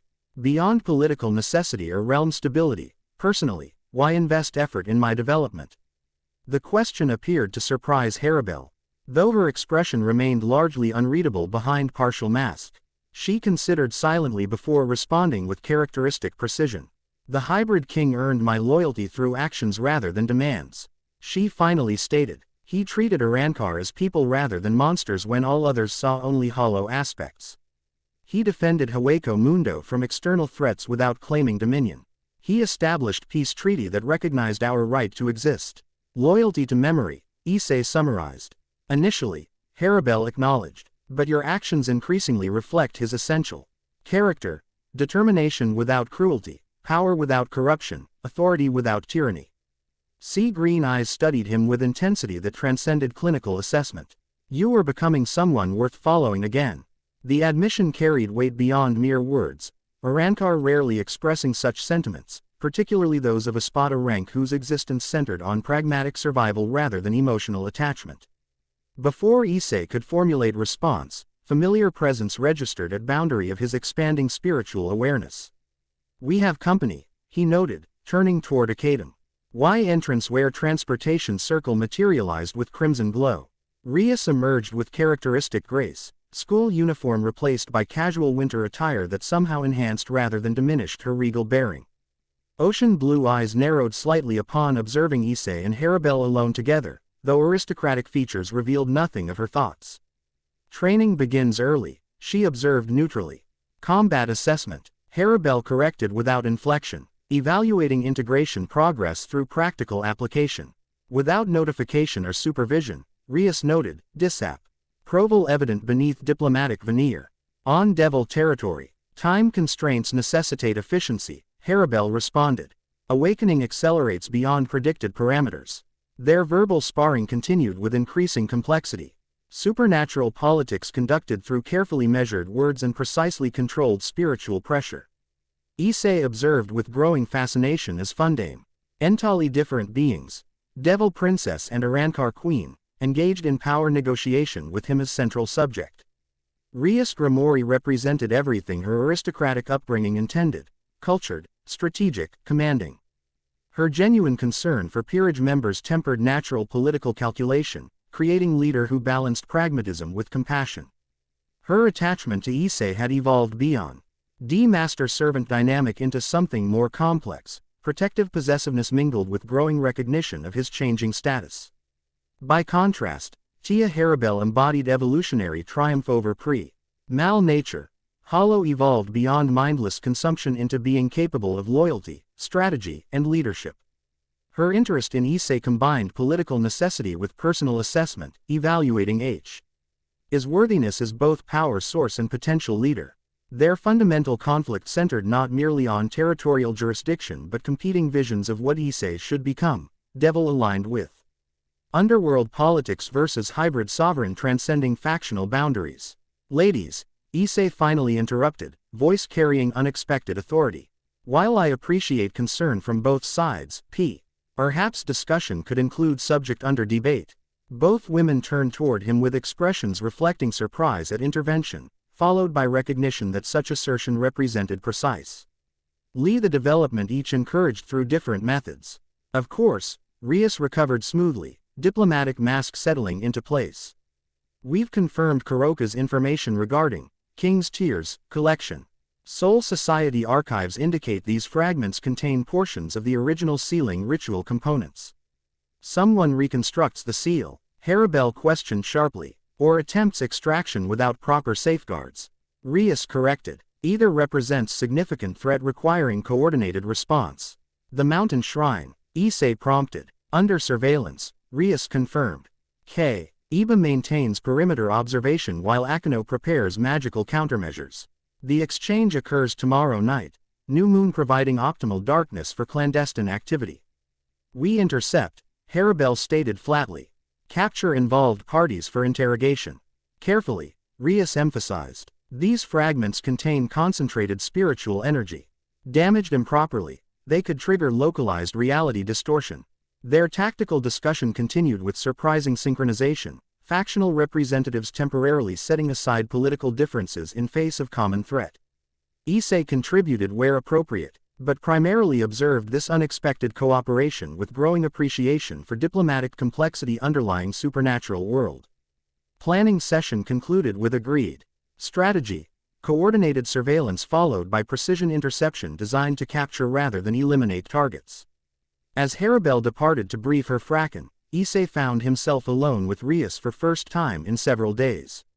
"You're changing," she observed quietly, ocean blue eyes studying him with intensity that transcended casual assessment. "Not just power or abilities, your fundamental presence shifts. Integration progresses," Issei acknowledged, unsure how else to explain transformation occurring within his very soul. Beyond physical manifestations, Rias stepped closer, hand Sing to touch his cheek with gentleness that contrasted with her usual commanding demeanor. "Your speech patterns alter, your tactical approach evolves, your spiritual pressure develops complexity beyond devil classification. Does that concern you?" he asked directly. "Yes," she admitted with unexpected candor. "Not from power perspective. The Grimoire family has never feared strength in allies. But personally," her voice softened, "I wonder if the Issei I've come to care for will remain when transformation completes." The vulnerability in her expression, aristocratic mask momentarily lowered, affected Issei more deeply than any demonstration of power could have. Rias Grimoire, devil princess accustomed to commanding obedience, revealing genuine emotional attachment beneath political calculation. "I'm still me," he assured her, though uncertainty colored his tone. "Just more complicated than we realized." The hybrid king had no master, Rias noted quietly. He answered to no authority save his own conscience. The observation contained an unspoken question regarding their relationship's future, master and servant evolving toward something neither could fully predict.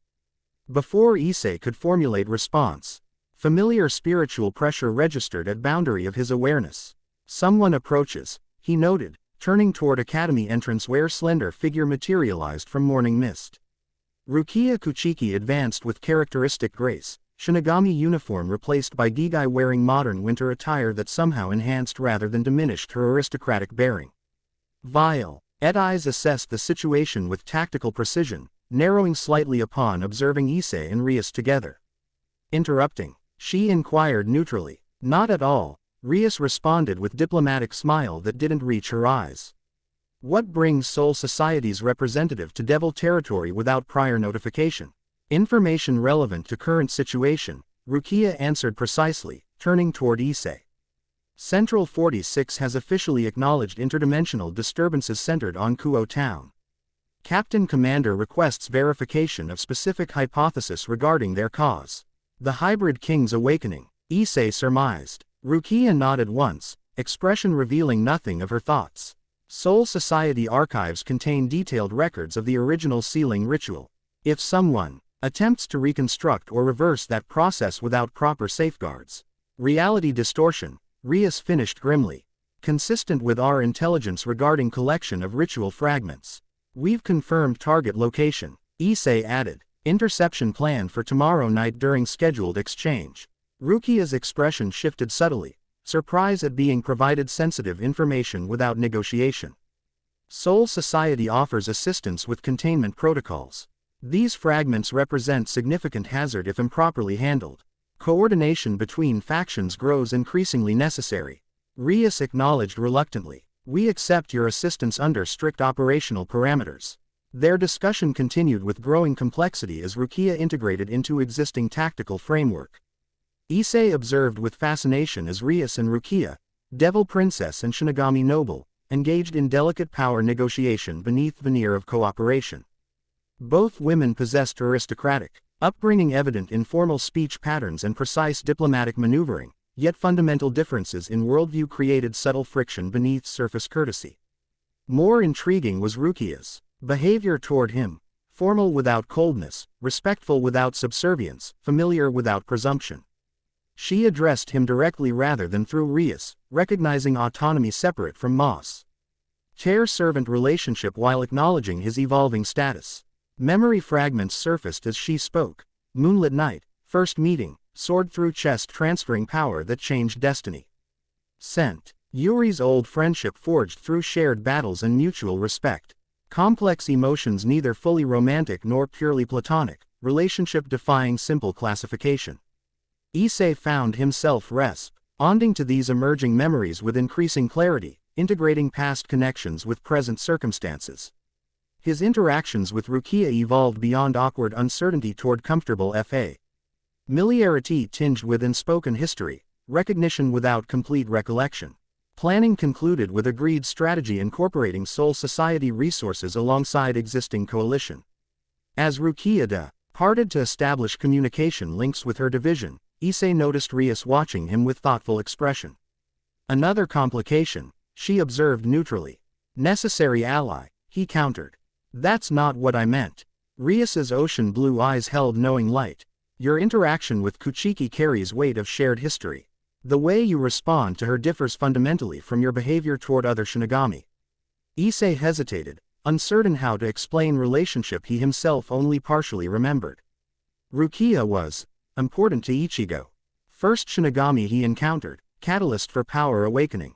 More than that, I think, Rias noted perceptively. The connection transcends professional association. Before Issei could respond, winter air rippled with subtle distortion, spirit. UAL pressure manifesting without prior warning directly behind him. Combat instincts activated instantly as he pivoted, hand reaching automatically for Zanpakuto that hadn't yet materialized. Nervous, NYA. Heard familiar voice as Kuroka materialized from shadow with feline grace. Such serious faces for winter morning. Unauthorized entry to devil territory, Rias stated flatly, crimson magic gathering around clenched fists. Explain yourself, stray. Information update, Kuroka replied with exaggerated pout. So cold after I graciously risked my safety gathering intelligence. Golden eyes shifted to Issei. Vertical pupils contracting in morning light. Unless you'd prefer private debriefing, hybrid King Sama. The honorific carried deliberate provocation, simultaneously acknowledging his emerging status while implying familiarity he'd done nothing to encourage. Before Issei could respond, Rias stepped forward, regal authority radiating from every line of her posture. Any informa, Chion relevant to current situation can be shared with both of us, she stated with Arctic courtesy. Given our operational alliance, Kuroka's smile revealed canines slightly too sharp for human dentition. As you wish, princess. She stretched languidly, movement deliberately emphasizing curves beneath traditional kimono. Exchange timeline accelerated. Tonight rather than tomorrow. Apparently someone got nervous about security breach. Quote, the revelation triggered immediate tactical recalculation. Rias activated communication circle, alerting field agents to timeline shift while Issei contacted Urahara through modified soul pager. Arrangements made in terse, efficient exchanges reflecting urgency of adjusted schedule. Throughout these preparations, Kuroka observed with enigmatic smile, golden eyes tracking Issei's movements with predatory focus that combined assessment with unmistakable interest. You grow more interesting by the day, she noted during momentary pause in activity. Power, awakening beneath your skin calls to those sensitive enough to feel it, like catnip to those of us with primal instincts. Her nostrils flared delicately, intoxicating. Your assistance is appreciated, Issei responded formally, deliberately ignoring provocative undertone. Though your motivation remains unclear. Kuroka laughed. Sound like silk sliding over stone. Clarity is overrated, hybrid King Sama. Mystery maintains interest. She approached with liquid grace that managed to seem both casual and deliberately sensual. Besides, survival provides sufficient motivation for now. The power hunting these fragments would consume everything in its path, including independent operators like myself. And your sister? Issei inquired, referencing Kaneko with deliberate reminder of complicated history. Kuroka's playful demeanor faltered momentarily, revealing glimpse of genuine emotion beneath cultivated facade. Family considerations remain complex. She recovered quickly, mask of amused detachment settling back into place. But perhaps relevant to current alliance. Their conversation continued with increasing complexity as operational details finalized. Throughout exchange, Issei found himself evaluating Kuroko with growing fascination, her contradictory nature representing puzzle beyond simple classification. Beneath provocative behavior and deliberate sensuality lay calculative intelligence evidenced in tactical observations and strategic recommendations. Her criminal status among Devil society clearly resulted from deliberate choice rather than inability to navigate political systems, suggesting principles or motivations transcending conventional power structures. Most intriguing was her behavior toward Kaneko, playful teasing masking genuine concern, provocative remarks concealing protective instincts. Criminal reputation contradicted by obvious affection for younger sister. The relationship hinted at deeper history than official records acknowledged, trauma and separation having twisted natural bonds without completely severing them. As preparation for evening operation intensified, Issei found himself center of unlikely coalition. Devil Princess, Orankar Queen, Shinigami Noble, and Nekosho Outlaw united temporarily by common threat despite fundamentally opposed worldviews and conflicting agendas. The irony did not escape him. Ichigo Kurosaki had similar RLY united disparate factions during historical crises, forcing cooperation between traditional enemies through sheer determination and shared necessity. History appeared determined to repeat pattern with his reincarnation, drawing powerful females from multiple realms into orbital relationship around awakening hybrid. Winter sun climbed toward zenith as preparations continued, its cold light illuminating Gothic architecture of Kuo Academy where supernatural politics unfolded beneath veneer of ordinary educational institution. Snow continued falling intermittently, individual flakes catching light like suspended diamonds as world poised on precipice of transformation neither fully predicted nor completely controlled. Tonight would bring confrontation with forces attempting to weaponize the hybrid king's sealed power. The outcome would determine not merely Issei's personal evolution but balance between realms upon which cosmic stability depended. For now, he could only prepare, physically, mentally, spiritually, for battle that would either accelerate or derail his awakening as hybrid king reborn. Ready or not, he murmured to himself, worlds collide tonight. Around him, snow continued falling on Kuo town, silent witness to gathering storm that would shake foundations of multiple realities before dawn arrived again. Chapter 3. The Hybrid King Rises. Cherry blossoms danced on spring breeze, their delicate pink petals spiraling against cerulean sky. Kuo Academy grounds had transformed from winter's austere monochrome into explosion of color, nature celebrating renewal while remaining oblivious to supernatural machinations unfolding beneath visible reality. Issei Hyodo sat alone beneath ancient sakura tree, watching students traverse courtyards with carefree animation. Hat seemed increasingly foreign to his experience. 3 months had passed since the shrine ambush, operation that had yielded partial success alongside devastating revelations. They'd captured low-level operatives but missed the mastermind. Secured 2 King's Cheers, while 3 others disappeared into dimensional rifts before interception. Confirmed conspiracy spanning multiple realms without identifying its ultimate architect. Most significantly, they'd discovered the fragments, true nature, not merely seal components but crystallized memories extracted directly from Ichigo Kurosaki's soul during original sealing ritual. Each shard contained concentrated experiences, powers, and connections essential to complete awakening. Someone deliberately sabotaged your reincarnation, Urahara had explained, examining captured fragments with uncharacteristic solemnity. These memories should have reintegrated naturally over centuries. Their extraction created fundamental instability in the soul transfer process. Now those fragments circulated through supernatural black markets, cosmic memory chips containing pieces of the hybrid king's existence. 2 remained secured in Urahara's laboratory. 3 moved between unknown collectors for increasingly astronomical sums. The remainder, precise number undetermined, continued generating interdimensional disturbances as their resonance called to the awakening soul from which they had been severed. Issei sighed, absently tracing patterns in scattered petals beside him. Integration continued despite missing fragments, though progress followed unpredictable trajectory, exponential acceleration followed by plateaus of disorienting stability. His appearance had evolved subtly, brown hair occasionally manifesting orange highlights when spiritual pressure peaked. Eyes shifting between normal color and luminous amber during combat or emotional intensity. More significant were internal changes. Combat abilities had developed beyond original parameters. Zanpakuto manifestation becoming instinctive rather than stress-induced. Hollow powers emerged with increasing control, partial transformations occurring without corrupting influence that had initially plagued Ichigo. Most remarkably, his devil abilities had begun synchronizing with awakening powers rather than conflicting. Sacred gear evolving unique manifestation that incorporated Shinigami energy. Fascinating integration pattern, Urahara had observed during recent examination. Neither replacing original abilities nor simply adding new ones, true synthesis creating something unprecedented. The scientist's enthusiasm provided small comfort against looming responsibility. As awakening progressed, Issei increasingly sensed cosmic dissonance, interdimensional boundaries weakening not me. Rely from fragment dispersal but fundamental instability requiring the hybrid king's unique authority to address.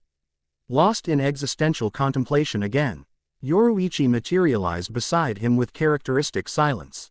Purple hair gleaming in dappled sunlight filtering through cherry blossoms.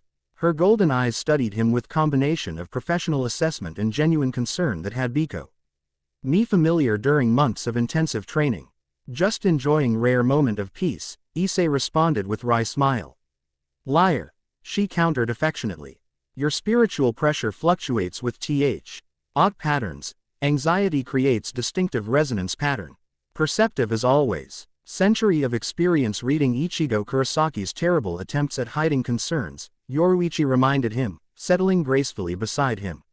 You've inherited his transparent emotional broadcasting alongside more useful abilities. The observation carried no judgment, merely statement of fact delivered with characteristic directness.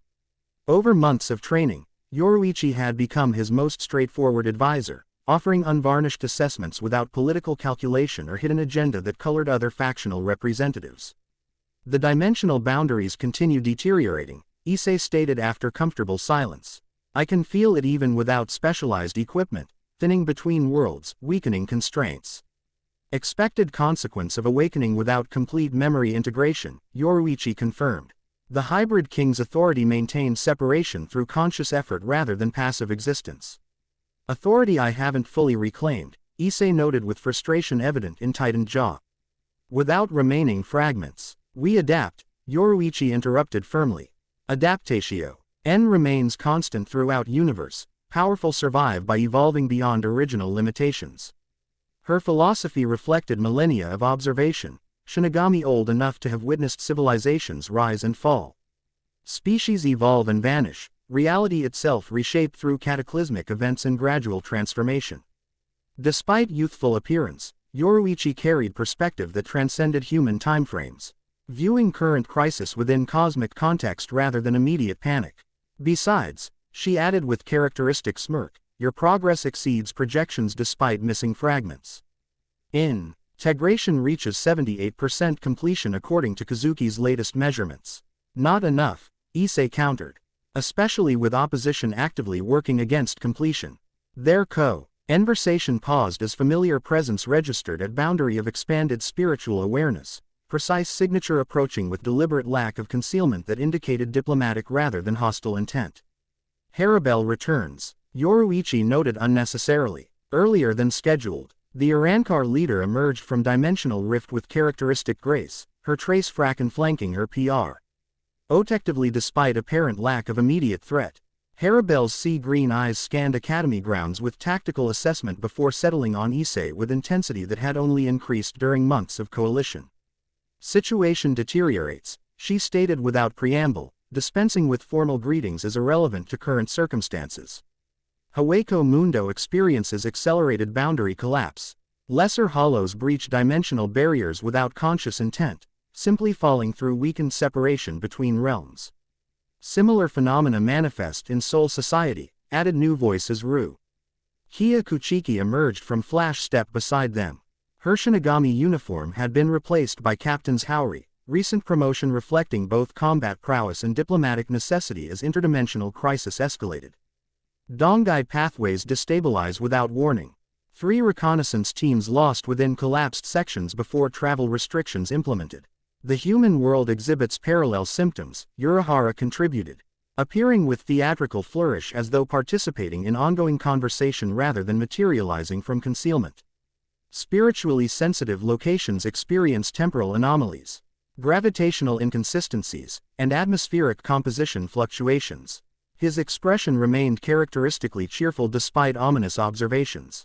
Fascinating from scientific perspective, though admittedly concerning for continued existence. Their impromptu council continued as Rias arrived via transportation circle, aristocratic features composed into diplomatic mask that revealed nothing of her thoughts as she observed gathering of supernatural representatives on devil territory. Akano accompanied her, traditional Miko attire reinforcing her role as both priestess and queen. The underworld reports similar disruptions, Rias confirmed, completing interdimensional assessment. Territorial boundaries between devil factions blur without apparent cause. ANSI. End barriers established during Great War flicker unpredictably. Precisely as anticipated, Urahara noted with inappropriate enthusiasm. Cosmic architectural maintenance requiring specific administ. Radar access currently unavailable due to incomplete awakening. Less scientific metaphor, Yoruichi translated with fond exasperation. Reality needs the hybrid king fully operational to maintain structural integrity. Issei absorbed their reports with growing concern, responsibility settling across shoulders with physical weight. These representatives, Arankar Queen, Shinigami Captain, Devil Princess, former captains, looked to him for solution despite incomplete awakening and fragmented authority. We've identified 5 remaining fragments through interdimensional resonance mapping, Urahara continued. Producing holographic display from modified Soul Pager. 3 currently circulate through black market networks. 2 remain stationary, likely secured by whoever orchestrated original extraction. Regarding which, Yoruichi interjected, golden eyes narrowing, we've confirmed Soul Society involvement at highest levels. This revelation generated immediate tension. Rukia's expression, darkened with combination of anger and concern, while Haribel's spiritual pressure spiked momentarily before returning to controlled neutrality. Explain, the Arankar Queen demanded flatly. Records access patterns, Urahara elaborated. Displaying complex data visualization. Someone with Seraite clearance examined forbidden archives regarding the original sealing ritual, specifically sections detailing memory crystallization process. Access occurred approximately 18 months before initial awakening symptoms manifested. Traitor within Central 46. Rukia questioned, violet eyes narrowing with suspicion. Higher. Yoruichi corrected grimly. Noble house level access using authorization codes that shouldn't exist outside historical archives. Kuchiki. Rukia whispered, horror evid. And as she contemplated betrayal from her adopted family. Unlikely, Urahara countered with uncharacteristic gentleness. Authorization signature suggests Tsunayashiro house involvement, specifically. Patterns consistent with their historical approach to spiritual manipulation. The name triggered cascade of memory fragments, aristocratic features twisted with contempt, ancient grudge spanning centuries.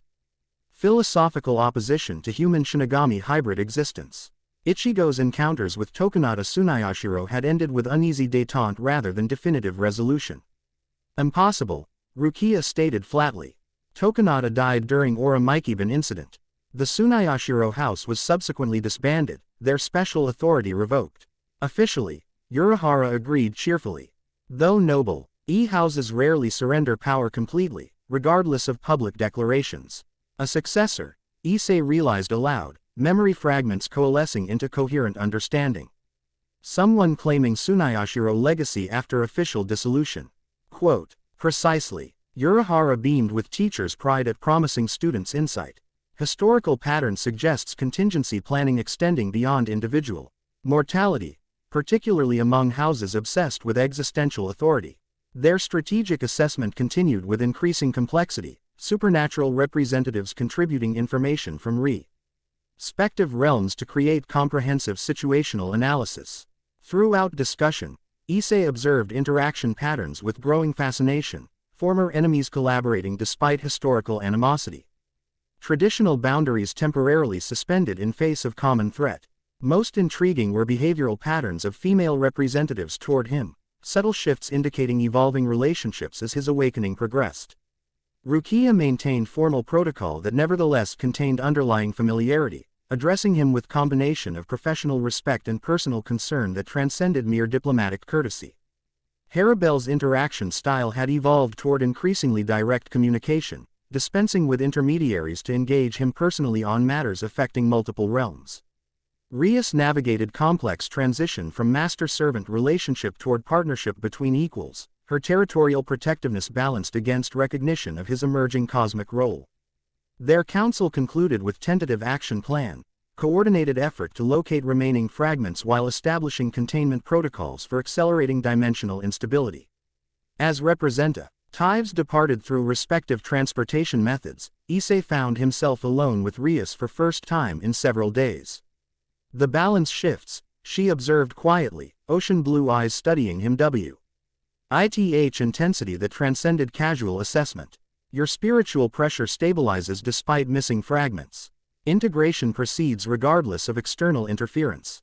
Adaptation, Issei acknowledged, echoing Yoruichi's earlier observation. Though incomplete without full memory restoration.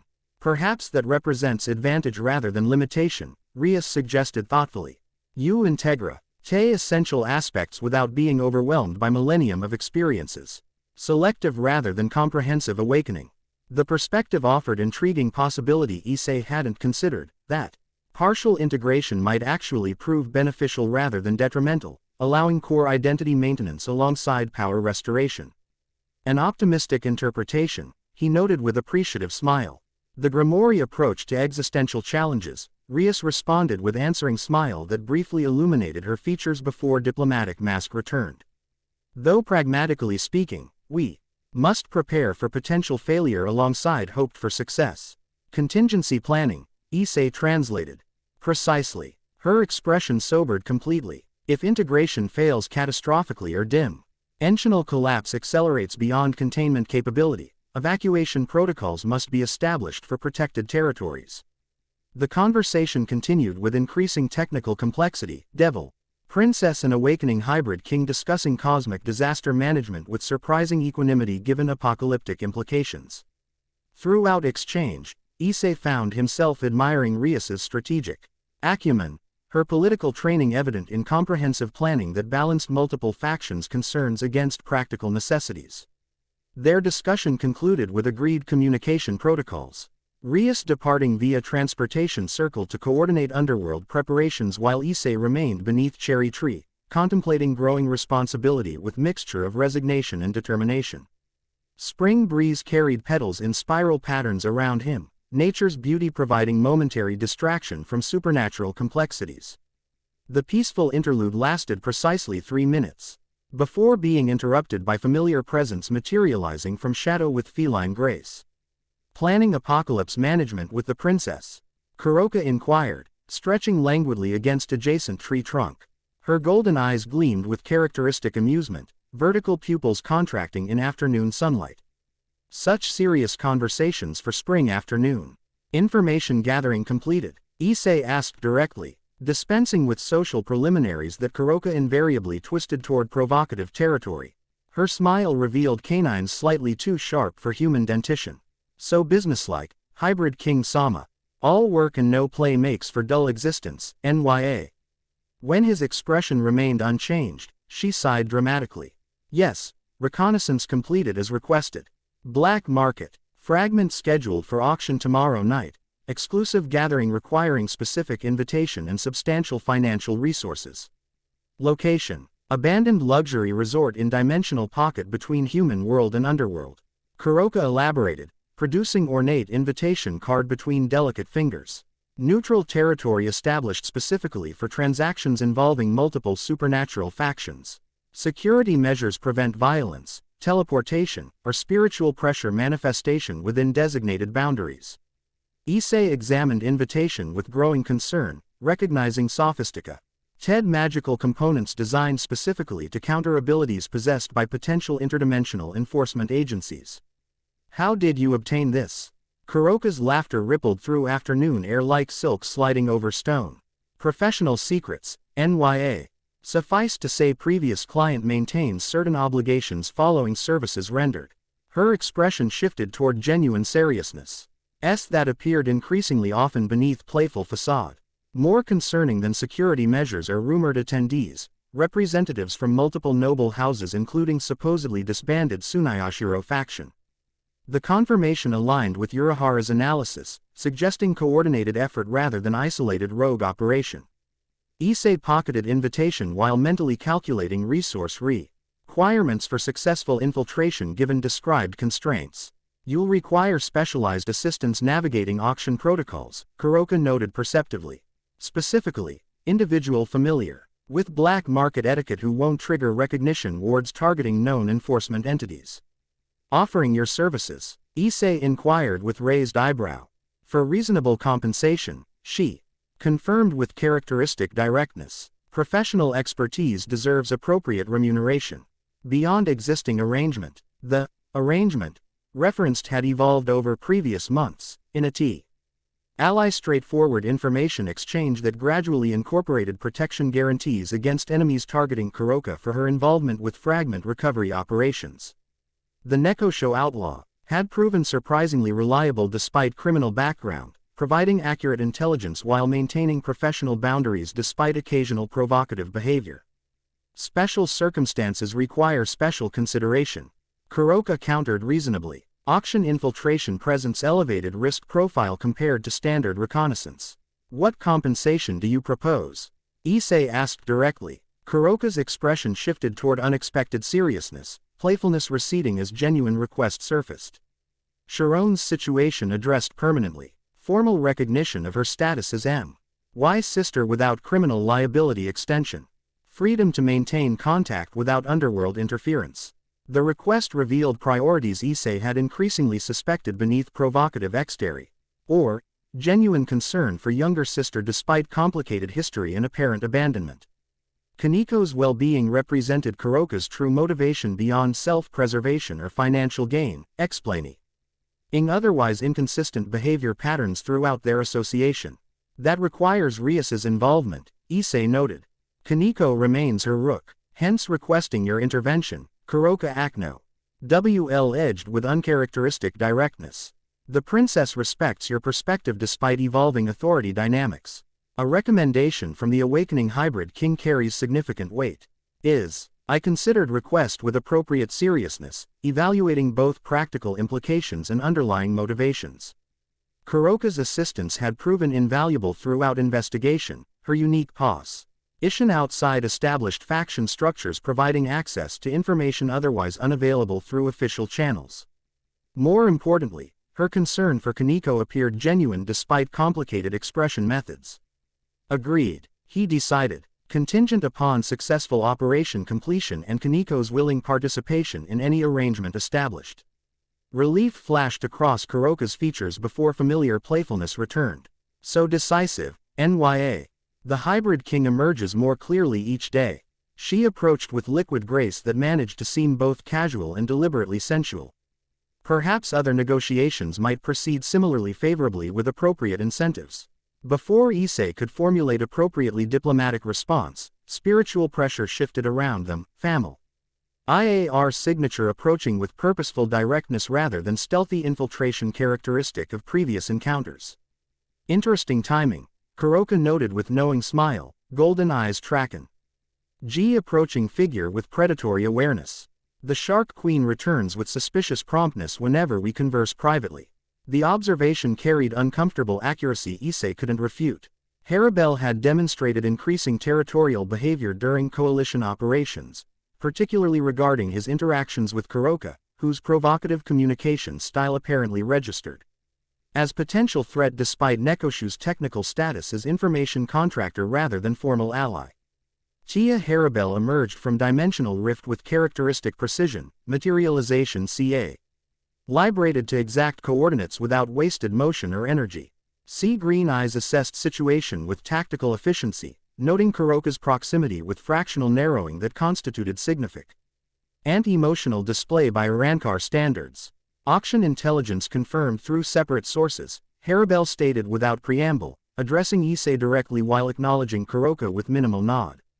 Hawako Mundo networks report substantial Hollow contingent attending despite traditional exclusion from such gatherings. The fragment attracts multiple factions, Kuroka elaborated, seemingly unperturbed by Arankar leaders' abrupt arrival. Interdimensional black market buzzes with rumors regarding potential applications beyond collector value. Weaponization research, Harabel translated bluntly. Specifically targeting unique hybrid Ryutsu composition for application against traditional power structures. Their tactical discussion continued with increasing complexity, unlikely. Allies exchanging intelligence with professional efficiency despite underlying tension evident in subtle spiritual pressure fluctuations. Throughout exchange, Issei found himself evaluating Harabel. With growing appreciation for her evolving communication approach, technical precision balanced with practical application, theoretical concerns immediately connected to actionable solutions. Most intriguing was her behavior toward him, formal without subservience, respectful without surrender, challenging without insubordination. She addressed him directly rather than through intermediaries, recognizing autonomy while acknowledging his developing authority. This approach had gradually evolved from initial assessment toward something resembling genuine alliance, Arankar Queen recognizing potential partner rather than merely useful tool for realm stabilization. Planning concluded with agreed infiltration strategy incorporating Kuroka's black market expertise alongside Harabel's tactical experience. As Nekosho departed to establish necessary credentials for auction attendance, Issei found himself alone with Arankar leader beneath cherry tree now shedding petals in gentle cascade around them. The cat maintains ulterior motives, Harabel observed neutrally. Everyone maintains ulterior motives, Issei countered reasonably. Transparency simply varies by faction. The response generated unexpected reaction. Slight softening around Harabel's eyes suggesting amusement despite unchanged expression beneath partial mask. Her sea-green gaze studied him with intensity that had grown increasingly personal over months of collaboration. Your perspective evolves, she noted with apparent approval. Initial naivety replaced by practical assessment without corresponding cynicism. The integration proceeds effectively despite missing fragments. Adaptation, Issei acknowledged, deliberately echoing her own terminology from previous discussions. Evolution through circumstantial rather than predetermined development. Harabel nodded once, recognizing intentional reference.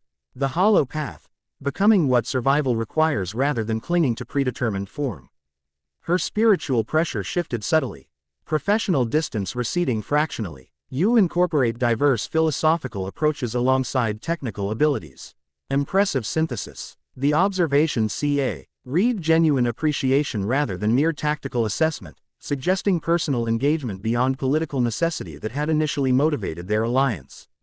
Before Issei could formulate appropriate response, Harabel's attention shifted abruptly toward southern boundary of Academy grounds.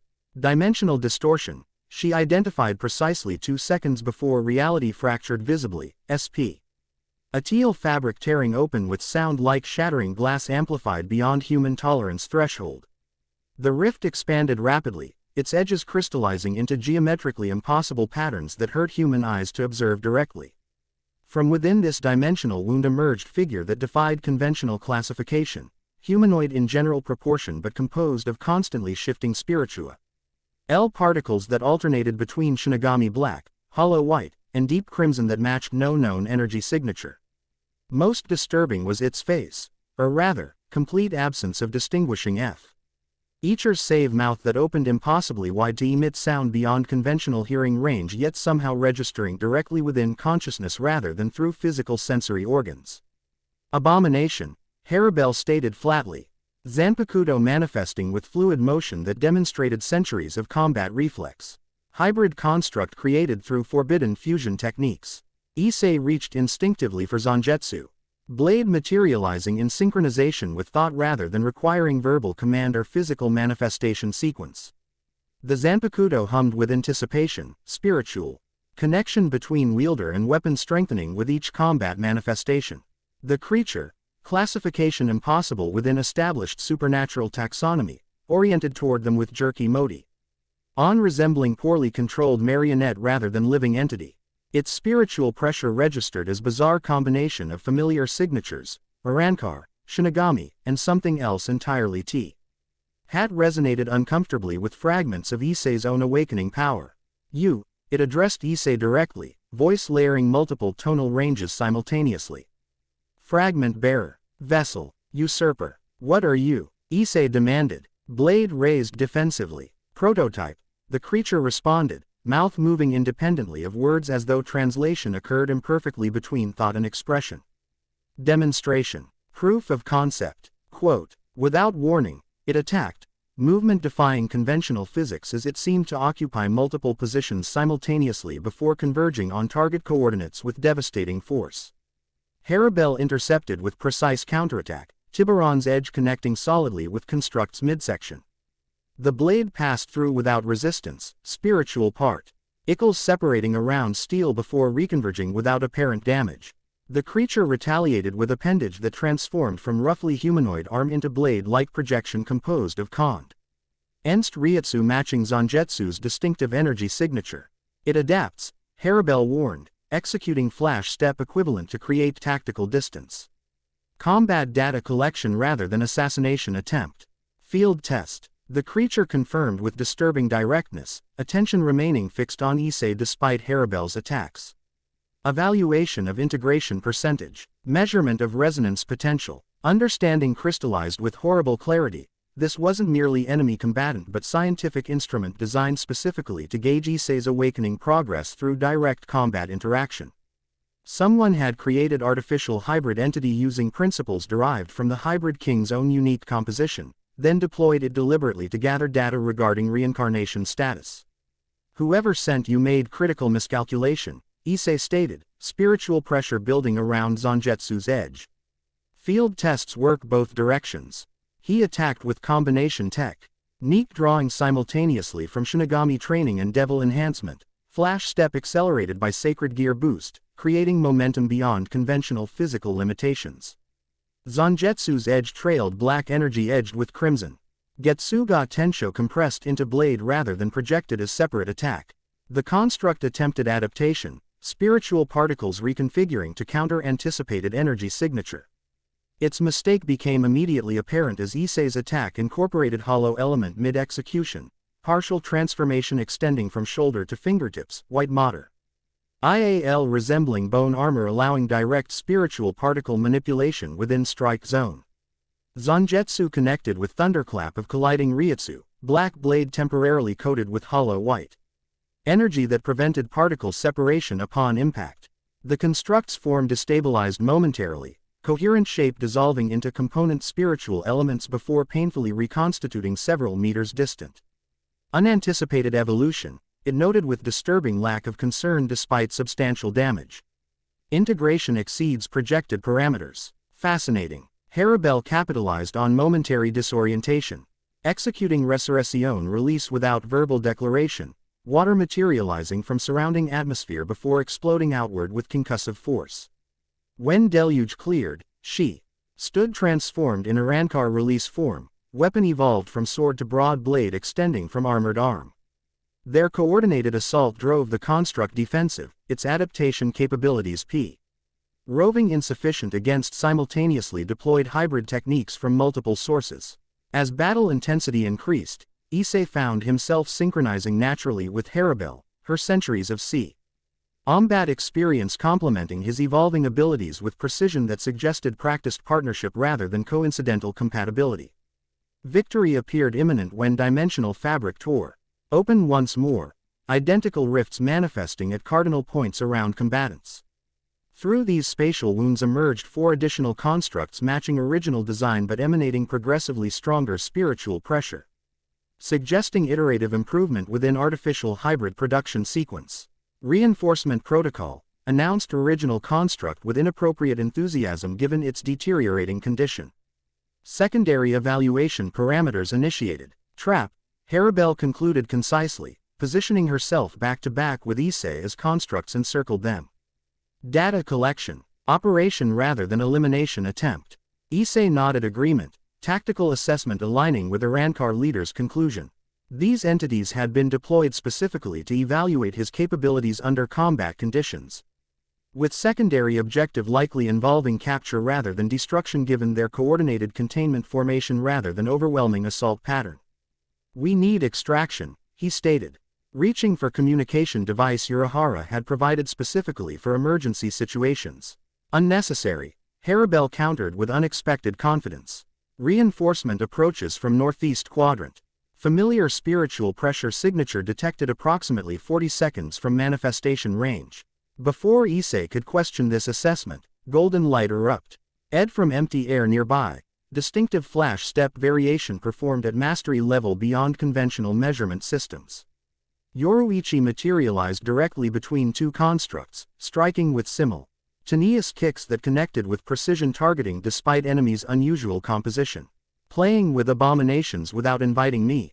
She inquired cheerfully, golden eyes assessing situation WITH tactical efficiency belied by casual tone.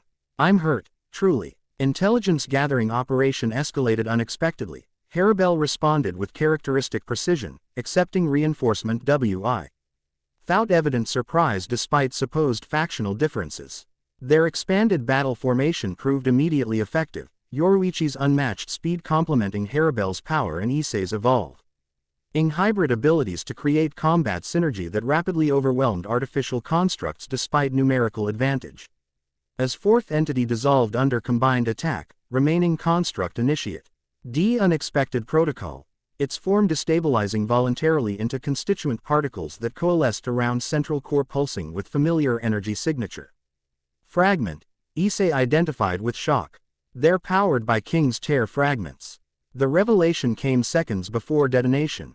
Construct sacrificing continued existence to generate massive spiritual pressure wave designed specifically to destabilize dimensional boundaries within affected radius. Reality itself seemed to warp around explosion epicenter, spatial fabric stretching beyond tolerance limitations before tearing open into WNING void that began drawing surrounding matter inward with inexorable force. Dimensional collapse, Yoruichi identified grimly. Deliberately triggered using fragment resonance with local boundary weaknesses.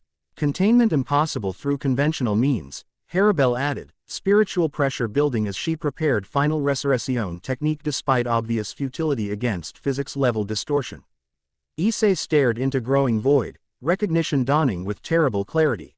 This wasn't merely attack but calculated forcing maneuver, creating scenario requiring specific response available only through complete awakening rather than partial integration.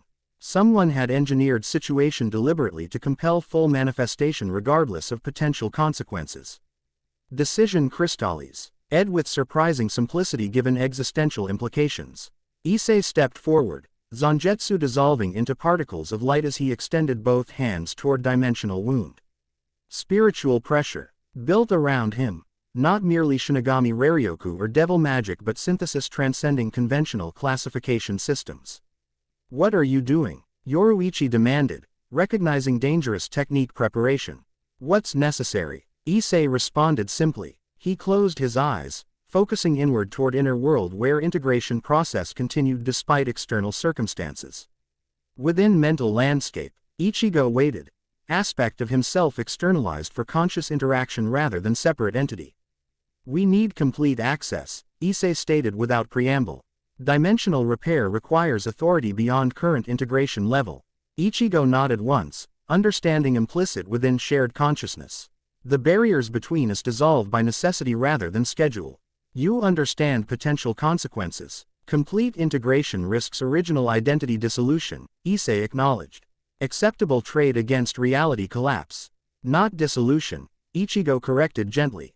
Transformation. Neither fully you nor entirely me. But something new forged from both our experiences. His expression combined resignation and resolve. Are you prepared for what we become? Yes, Issei answered simply. The mental barrier between them dissolved like morning mist beneath rising sun, separation established during original sealing ritual finally relinquished through mutual consent rather than external force. Memories flooded unrestricted. Not merely fragments but complete experiences spanning millennium of existence across multiple dimensions. Soul Society, Hueco Mundo, Hell, Quincy Empire, the Royal Realm, 1,000 battlefields across 100 dimensions. Love and loss spanning centuries. Power beyond comprehension held in check through sheer determination. The terrible weight of Godho. OD rejected through conscious choice rather than external limitation. External reality registered distantly as transformation manifested physically. Brown hair bleeding orange from roots to tips, eyes shifting permanently from ordinary color to luminous amber that glowed with internal light. Spiritual pressure built beyond conventional measurement parameters, rippling outward in concentric waves at transcended dimensional boundaries to register simultaneously across multiple planes of existence. With deliberate movement that carried weight of millennium's experience, the hybrid king extended his hand toward dimensional wound. Authority rather than mere power flowed through the gesture, cosmic administrative access re-established through awakened consciousness rather than brute force application. Close, he commanded simply. Reality obeyed. The void collapsed upon itself, dimensional boundaries reknitting with precision that defied scientific explanation while conforming perfectly to mystical principles underlying multiverse architecture.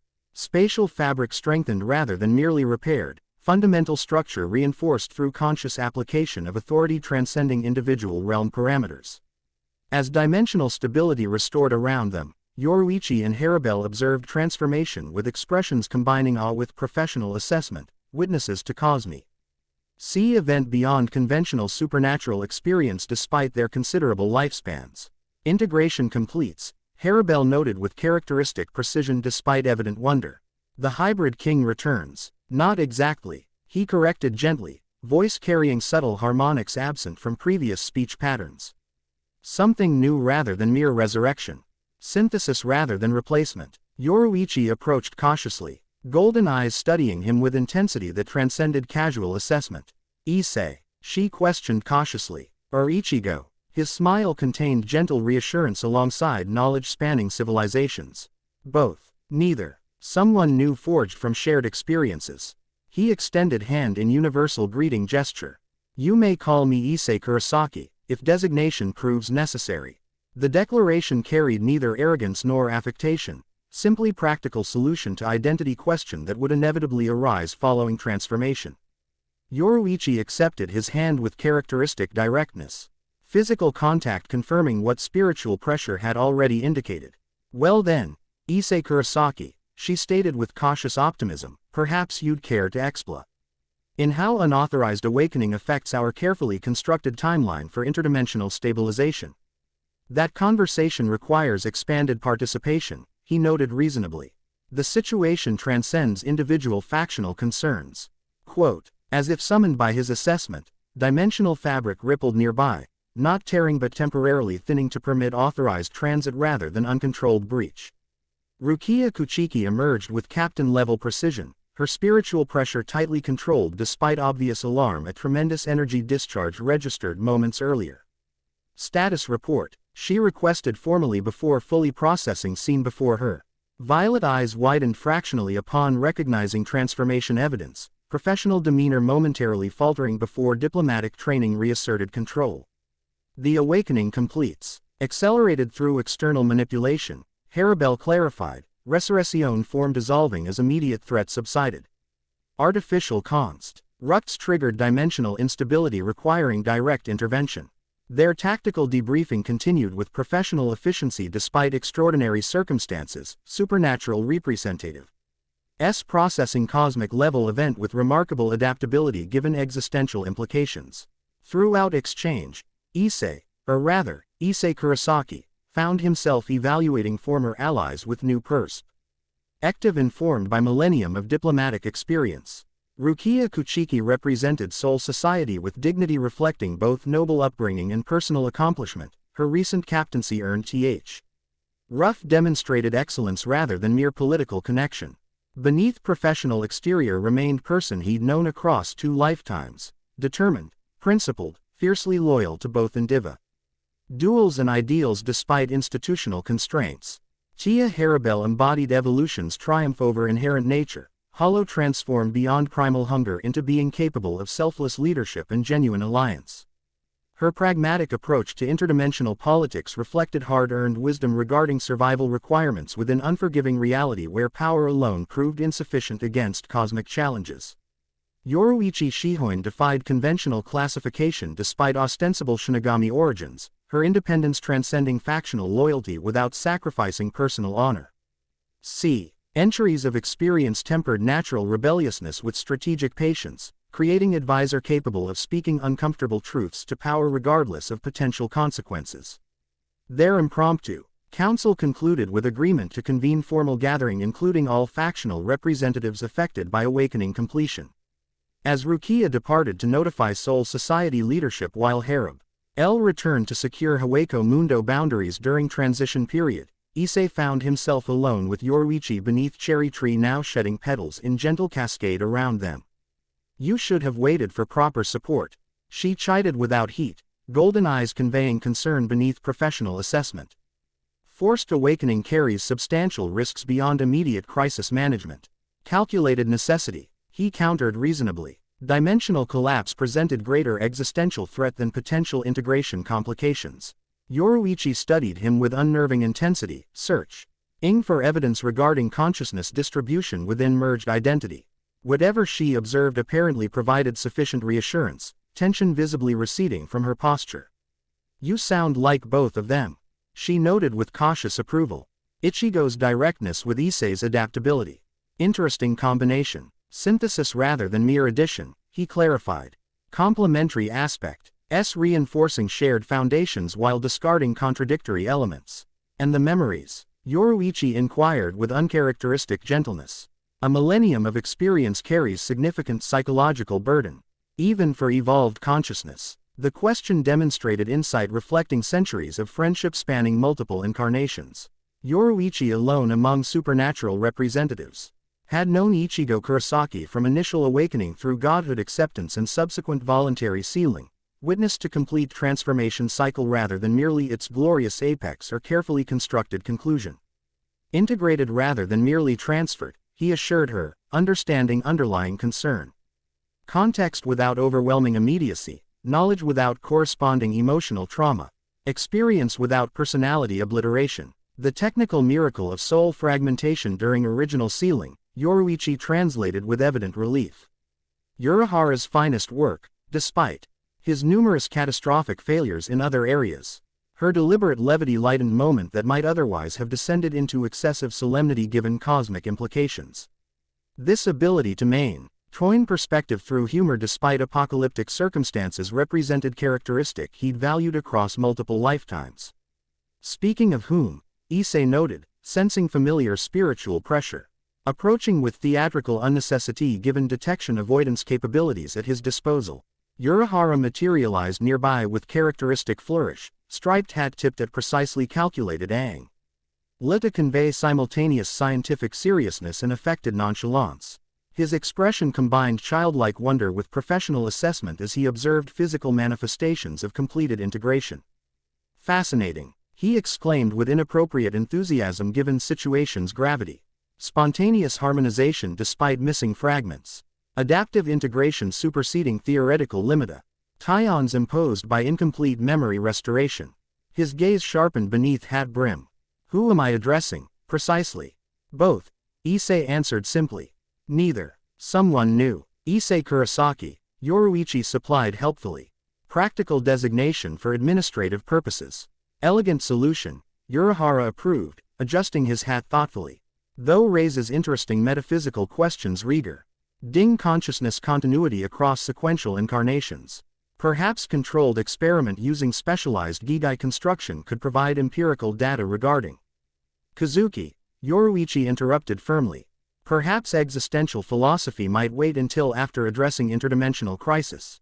The scientist sighed dramatically, always postponing intellectual exploration in favor of mere cosmic stability. Fine, fine. His expression sobered with uncharacteristic seriousness. Artificial constructs represent significant evolutionary advancement in hybrid entity development, specifically, weaponized application of principles derived from your unique composition. Soul Society technology with Hell Realm application techniques, Issei identified, integrated memories providing immediate recognition beyond individual components' capabilities. Tsunayashiro design philosophy with modifications suggesting external consultation. Precisely, Urahara confirmed with teacher's pride at promising students' insight, which raises uncomfortable questions regarding collaboration across supposedly antagonistic supernatural factions. Their strategic assessment continued with increasing complexity, analyzing attack pattern implications alongside technical details gleaned from construct remnants. Throughout exchange, Issei found himself processing information with unprecedented efficiency. Integrated consciousness allowing simultaneous consideration of tactical, strategic, and philosophical implications without corresponding cognitive overload. This conversation concluded abruptly when dimensional fabric rippled nearby, transportation circle manifesting with distinctive crimson glow identifying Grimoire family signature. Rias emerged with characteristic grace, aristocratic features momentarily revealing genuine surprise before diplomatic mask settled into place. Ocean blue eyes assessed his transformed appearance with combination of scientific curiosity and personal concern that transcended mere political calculation. The awakening completes, she observed neutrally, though spiritual pressure fluctuated subtly with unspoken emotion. Ahead of projected timeline, circumstances necessitated acceleration. Issei explained simply. Artificial dimensional destabilization required immediate intervention beyond partial integration capabilities. Rias nodded once, accepting express explanation with pragmatism that highlighted her political training. The underworld detects significant spiritual pressure reconfiguration centered on your location. Multiple factions request clarification regarding status change and potential treaty implications. Expected diplomatic response, Urahara noted cheerfully. Existential transformation invariably generates administrative paperwork across dimensional bureaucracies. Yoruichi rolled her golden eyes at his inappropriate levity before addressing Rias directly. Coordinated summit appears necessary given interdimensional implications. Neutral territory with representatives from all affected realms. Agreed, Rias confirmed with diplomatic precision. The Grimoire family offers traditional meeting grounds established during original treaty negotiations. Historical significance may prove advantageous given current transition circumstances. Their planning continued with increasing technical complexity, supernatural representatives. Establishing framework for unprecedented diplomatic gathering necessitated by cosmic-level event. Throughout exchange, Issei observed Rias with new perspective informed by integrated memories spanning multiple lifetimes. The Devil Princess conducted herself with dignity reflecting aristocratic upbringing balanced by genuine concern for those under her protection. Despite youth by supernatural standards, her diplomatic approach demonstrated wisdom beyond mere political training, ethical framework guiding power application rather than simple advantage maximization characteristic of traditional devil philosophy. Most intriguing was her behavior toward him following transformation, formal without coldness, respectful without subservience, familiar without presumption. She addressed him directly rather than through intermediaries, acknowledging fundamental status change while maintaining connection established during their shared history. As planning concluded and representatives departed to make necessary arrangements, Issei found himself once again alone beneath Cherry Tree, contemplating transformation implications with perspective spanning millennium yet anchored in present moment's immediate reality. The peaceful interlude lasted precisely 4 minutes before being interrupted by familiar presence materializing from shadow with characteristic feline grace. Kuroka approached without her usual provocative flourish, golden eyes studying him with uncharacteristic seriousness that suggested immediate recognition of fundamental change. Well, she observed simply, that explains He supernatural earthquake felt across 16 dimensions simultaneously. Her nostrils flared delicately as she circled him with predatory assessment. Fascinating transformation. Your scent changes, while maintaining core essence, like sake fermenting into something more potent without losing original character. Poetic description for metaphysical process, Issei noted with appreciation for unexpected insight. Kuroka's laughter remained unchanged despite altered circumstances, sound like silk sliding over stone, genuine amusement untainted by artificial affectation. Nekosho perceive reality, through senses beyond conventional classification systems. Poetic language often proves more accurate than scientific terminology when describing existential transitions. Her philosophical observati, on highlighted complexity beneath cultivated exterior, intelligence and perception frequently obscured by deliberately provocative behavior designed to maintain advantageous underestimation by potential opponents. This adaptive strategy had served her effectively throughout criminal career, though proved increasingly unnecessary as alliance solidified around shared objectives. The auction timeline. Requires adjustment given changed circumstances, Kuroka continued pragmatically. Your current spiritual pressure signature would trigger every detection system within 50-dimensional radii, regardless of concealment techniques. Agreed, Issei confirmed. Strategy shift from direct infiltration toward coordinated interception following target identification. Their tactical discussion continued with surprising efficiency. Kuroka adapting immediately to his evolved communication style while maintaining essential personality characteristics despite extraordinary circumstances. Throughout exchange, Issei found himself appreciating her practical adaptability, Nekosho Outlaw demonstrating flexibility regarding cosmic-level changes that many supposedly sophisticated supernatural entities old find disorienting beyond functional response capacity. Planning concluded with agreed adjustment establishing Kuroka as primary auction infiltrator while Issei coordinated external containment team through remote communication systems. As Nekosho prepared to depart, her expression shifted toward genuine seriousness rarely displayed outside crisis circumstances. Our arrangement regarding Sharon, she inquired directly, remains valid, Issei assured her without hesitation. Integration completion doesn't invalidate prior commitments. Relief flashed across Kuroka's features before familiar playfulness returned.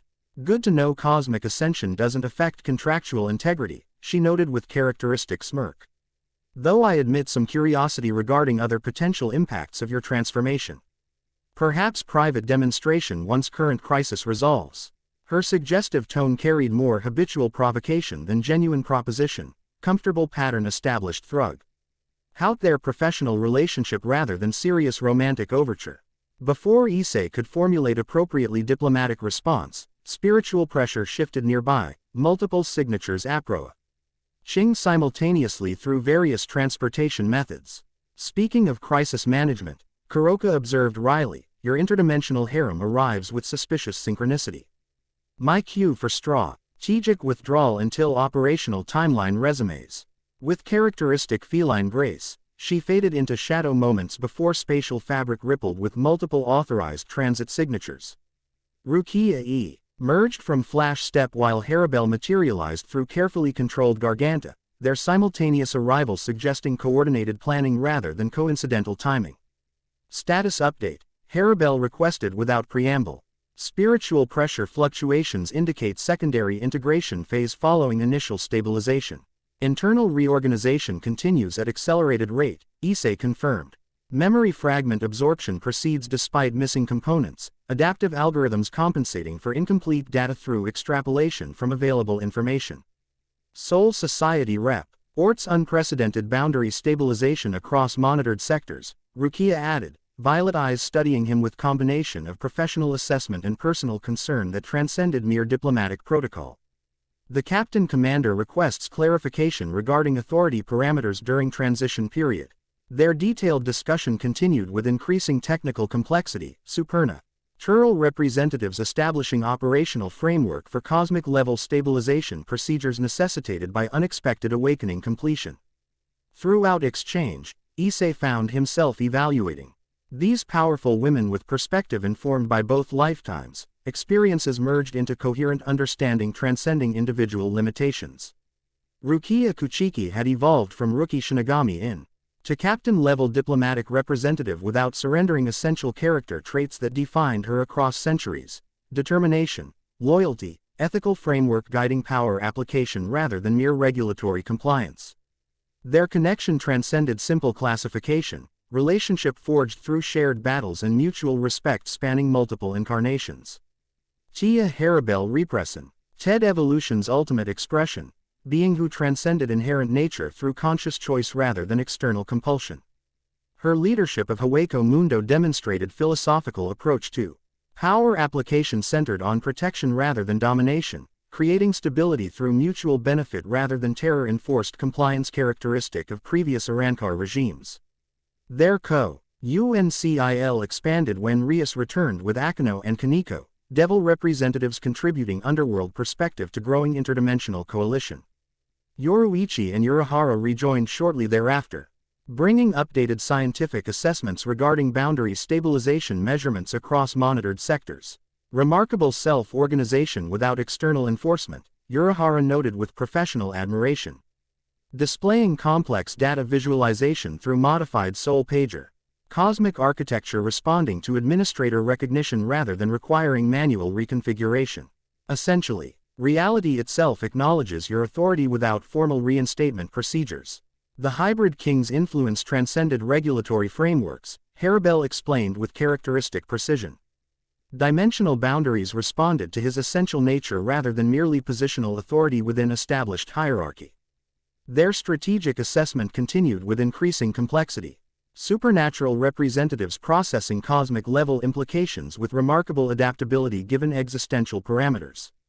Throughout discussion, Issei found himself appreciating fundamental resilience demonstrated across species divisions, beings from radically different evolutionary backgrounds collaborating effectively despite theoretical incompatibility.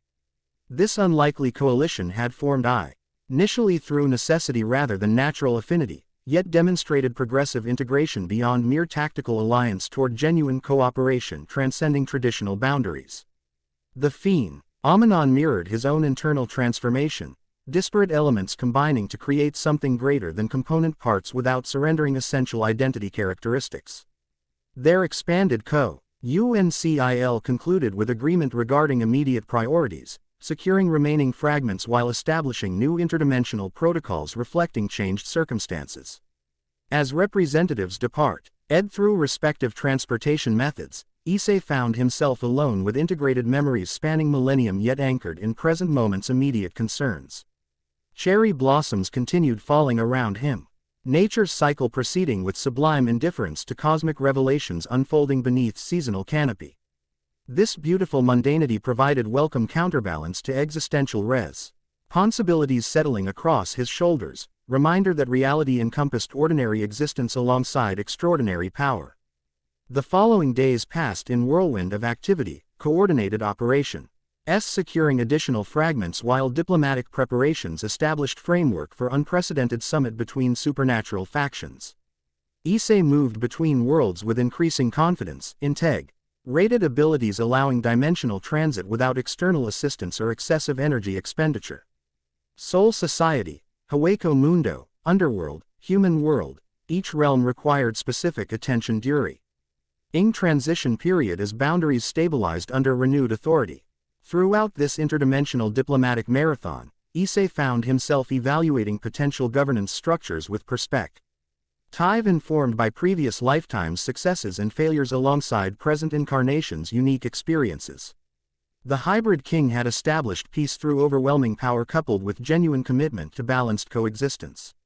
This approach had succeeded temporarily yet proved unsustainable when concentrated authority created dangerous dependency upon single administrator. The lesson seemed clear: sustainable cosmic architecture required distributed responsibility rather than centralized control, collaborative framework rather than benevolent dictatorship. 7 days after awakening completion, representatives from all supernatural factions gathered at designated neutral territory, dimensional pocket created specifically for diplomatic functions requiring absolute security against external interference.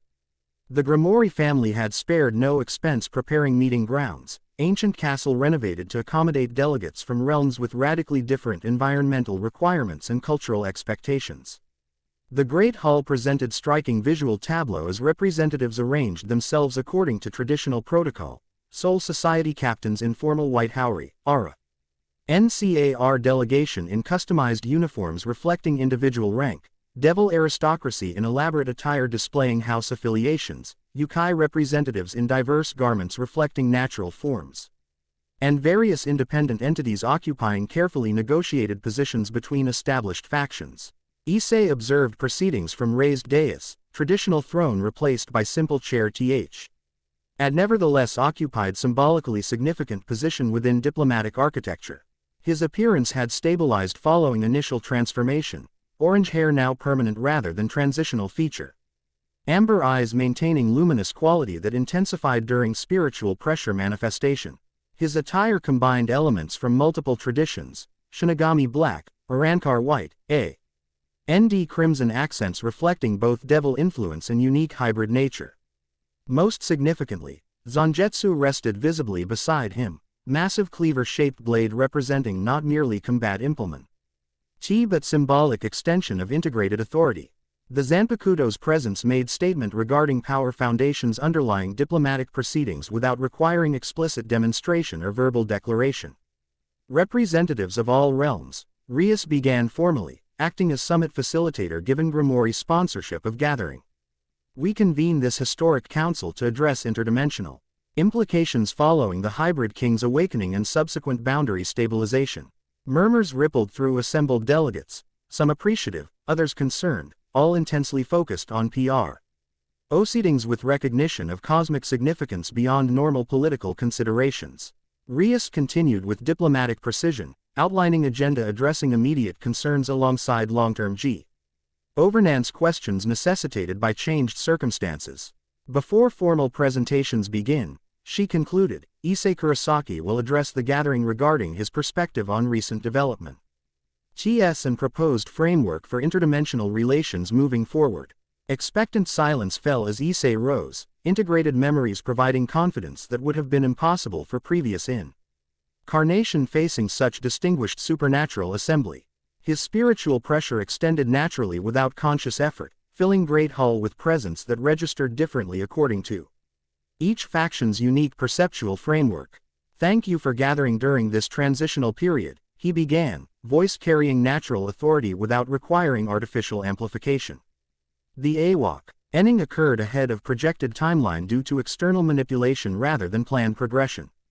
This acceleration created both challenges and opportunities requiring collaborative response beyond individual factional capabilities. Quote, he paused, amber eyes sweeping assembled representatives with personal acknowledgement that transformed abstract audience into specific individuals with unique concerns deserving respectful address.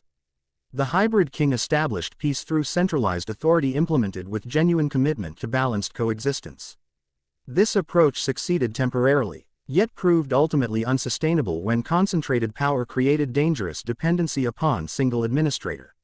Surprise registered across multiple delegates, frank acknowledgement of previous our nation's governance limitations contradicting expected declaration of resumed absolute authority. Issei continued with calm certainty informed by millennium of experience tempered by fresh perspective. Sustainable cosmic architecture requires distributed responsibility rather than centralized control, collaborative framework rather than benevolent dictatorship, regardless of administrators' personal integrity or ethical foundations.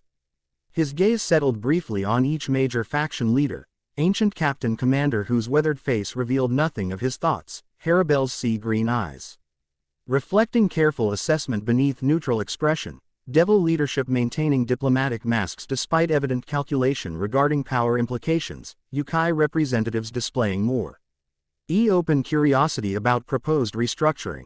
Therefore, I propose establishment of interdimensional council comprising representatives from all major realms, with rotating leadership and distribute authority regarding boundary maintenance, conflict resolution, and treaty enforcement. The declaration generated immediate reaction, whispered consultations erupting throughout assembly as faction representatives processed implications beyond expected restoration of historical governance model. Issei allowed momentary discussion before raising hand in traditional gesture requesting attention. His council would operate with my support rather than under my command, collaborative partnership rather than hierarchical structure. The Hybrid King's authority regarding dimensional boundaries would remain available for critical intervention without imposing continuous administrative control over individual realm governance. His proposal represented fundamental departure from expected outcome, nay, either complete withdrawal from cosmic responsibilities nor resumed absolute authority, but balanced approach incorporating lessons from both incarnations' experiences. This middle path offered sustain ability beyond individual lifetime while maintaining necessary intervention capability during genuine crisis situations.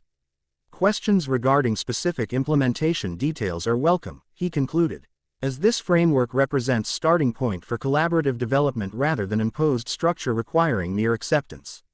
The Great Hall erupted with controlled chaos as faction representatives processed proposal implications through respective cultural and political frameworks. Rias restored order with diplomatic efficiency, establishing structured response protocol that allowed our leaders to address gathering with prepared statements regarding initial position before detailed negotiation commenced.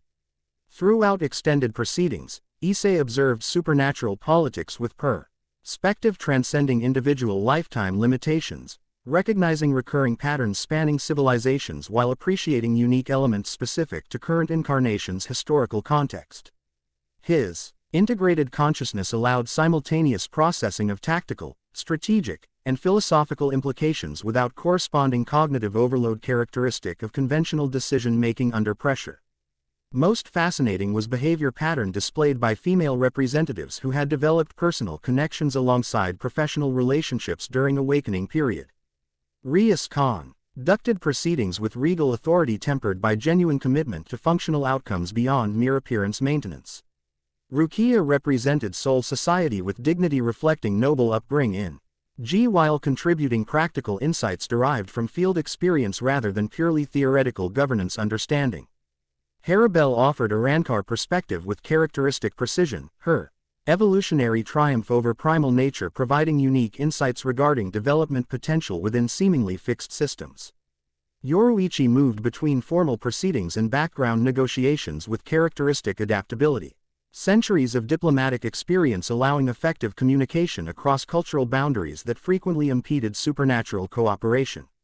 Most surprisingly, Roka had accepted formal invitation to represent independent operators within proposed framework, her criminal background providing valuable perspective regarding governance impacts beyond established faction structures.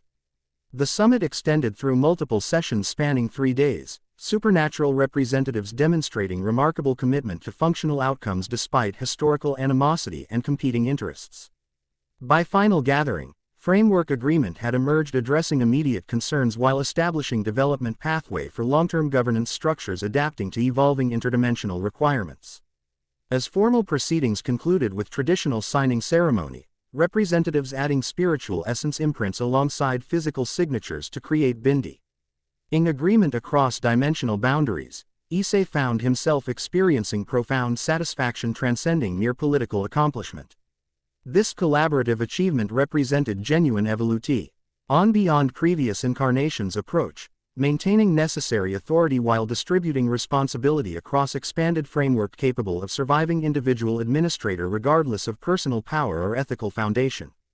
The model addressed fundamental sustainability question that had ultimately motivated voluntary sealing ritual millennium earlier when concentrated authority threatened cosmic balance despite administrators' benevolent intentions.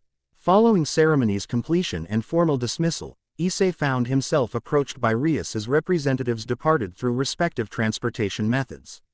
The Devil Princess maintained diplomatic composure despite evident personal interest transcending mere political calculation. The framework exceeds expectations, she observed.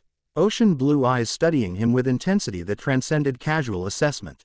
Most anticipated either complete withdrawal or resumed absolute authority. This balanced approach represents genuine innovation within cosmic governance theory. Integration benefits, Issei acknowledged with appreciative smile. Previous incarnations' experience tempered by present perspective, neither completel. Why bound by historical patterns nor ignorant of demonstrated outcomes? Rias nodded thoughtfully, aristocratic features softening fractionally as professional demeanor receded.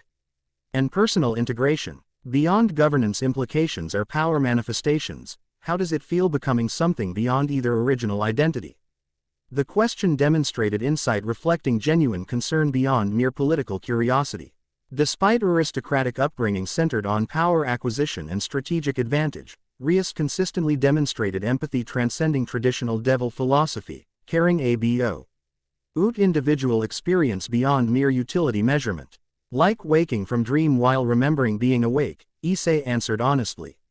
Previous limitations falling away without corresponding identity dissolution, expansion rather than replacement, synthesis rather than mere addition.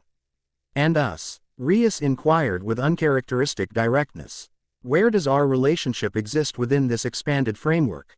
Master and servant relationship obviously requires reconsideration given changed circumstances, but personal connection remains significant despite cosmic responsibilities.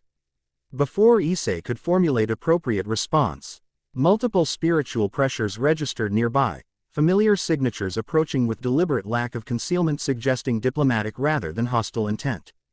Rukia emerged from Flash Step while Haribel materialized through controlled Garganta, their simultaneous arrival suggesting coordinated timing rather than coincidental occurrence. Interdimensio. Null crisis management creates unexpected social complications, Rias observed with diplomatic smile that didn't reach her eyes. Perhaps private conversation might resume when cosmic responsibility permits. The subtle rebuke carried no genuine heat, merely observation regarding interrupted personal moment amidst continuous diplomatic requirements. Before further exchange could develop, Yoruichi materialized nearby with characteristic silence, golden eyes assessing situation with combination of amusement and concern that suggested immediate recognition of developing interpersonal dynamics. Sue. NCIL Implementation Committee requests clarification regarding boundary maintenance protocols, she stated with suspicious promptness. Specifically, authority distribution during transition period while permanent structures establish. Their technical discussion proceeded with professional efficiency despite underlying personal currents evident in subtle spiritual pressure fluctuations. Throughout exchange, Issei found himself evaluating these powerful women with perspective informed by both lifetimes, experiences merged into coherent understanding transcending individual limitations. Rias Gr. Emery represented devil aristocracy's finest potential, political acumen tempered by genuine compassion, strategic calculation balanced against ethical framework transcending mere advantage maximization. Her relationship with Issei had evolved beyond master-servant dynamic toward partnership between equals, though romantic elements remained incompletely expressed given continuous crisis management requirements. Rukia Kuchiki embodied Soul Society's evolutionary potential, institutional loyalty balanced against personal integrity, hierarchical respect tempered by practical field experience. Her connection with Issei spanned multiple incarnations, relationship forged through shared battles and mutual respect that transcended simple romantic classification while containing undeniable personal attachment beyond professional association. Chia Haribel exemplified transcendence beyond inherent nature, Hollow evolved beyond mindless consumption into being capable of selfless leadership and genuine alliance. Her interest in Issei combined political necessity with personal assessment that had gradually evolved beyond mere utility calculation toward genuine appreciation for complementary philosophical approach to power application. Yoruichi Shihoin defied conventional classification despite ostensible Shinigami origins, her independence transcending factional loyalty without sacrificing personal honor.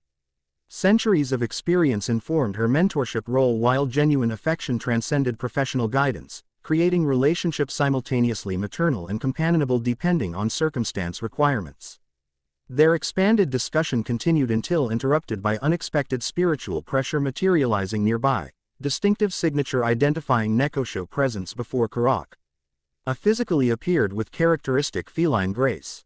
Her golden eyes assessed gathering with combination of amusement and calculation that suggested immediate recognition of developing interpersonal dynamics. My, she observed with characteristic smirk. Such serious discussions following cosmic governance restructuring. Perhaps celebration might prove more appropriate than continued administrative debate. Her suggestion carried surprising wisdom despite provocative delivery, recognition that emotional processing required expression following intensive diplomatic proceedings rather than continued rational analysis without corresponding psychological integration. Before anyone could respond, cherry blossoms began falling around them, not natural seasonal progression but deliberate knife station reflecting Issei's evolving spiritual pressure expression. The gesture transformed formal castle grounds into something resembling Kuo Academy during spring bloom, setting simultaneously honoring present incarnation's formative location while creating natural beauty transcending mere architectural impressiveness. This environmental manifestation demonstrated integrated consciousness prioritizing personal significance alongside political functionality, reminder that cosmic authority remained grounded in human experience despite expanded responsibility parameters. Beautiful, Rukia noted with genuine appreciation. Violet eyes following falling petals with almost childlike wonder despite captain-level dignity. Sentimental, Haribel observed without criticism, sea green eyes refill, acting pink blossoms with unusual softness beneath typically neutral expression.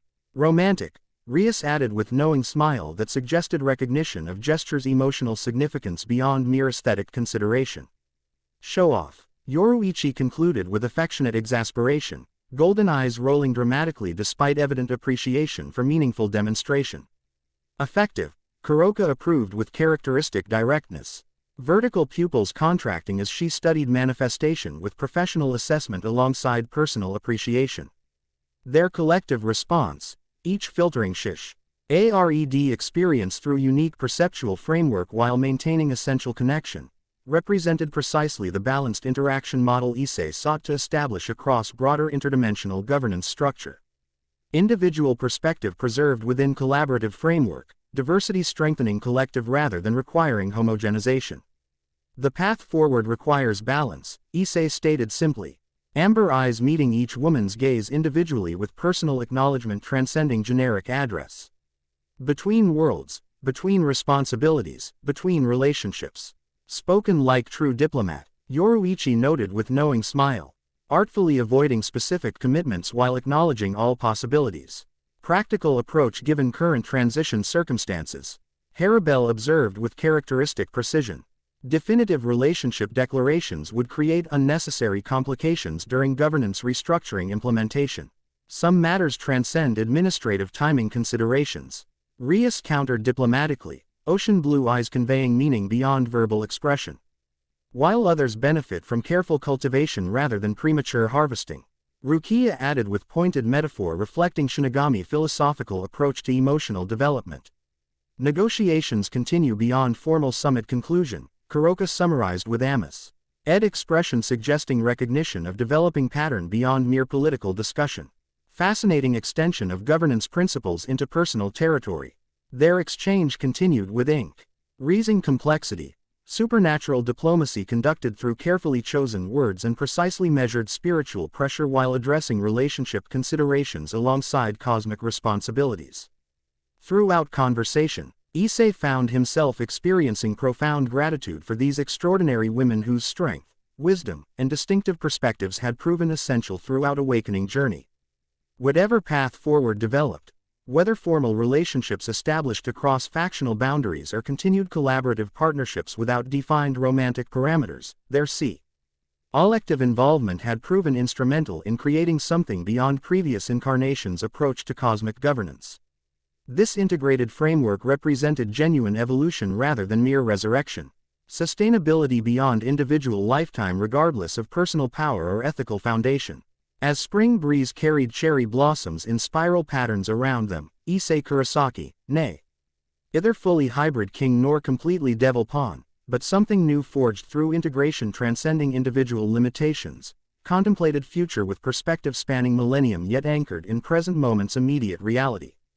The path forward remained incompletely defined, ultimate outcomes impossible to predict with certainty despite integrated consciousness spanning multiple lifetimes.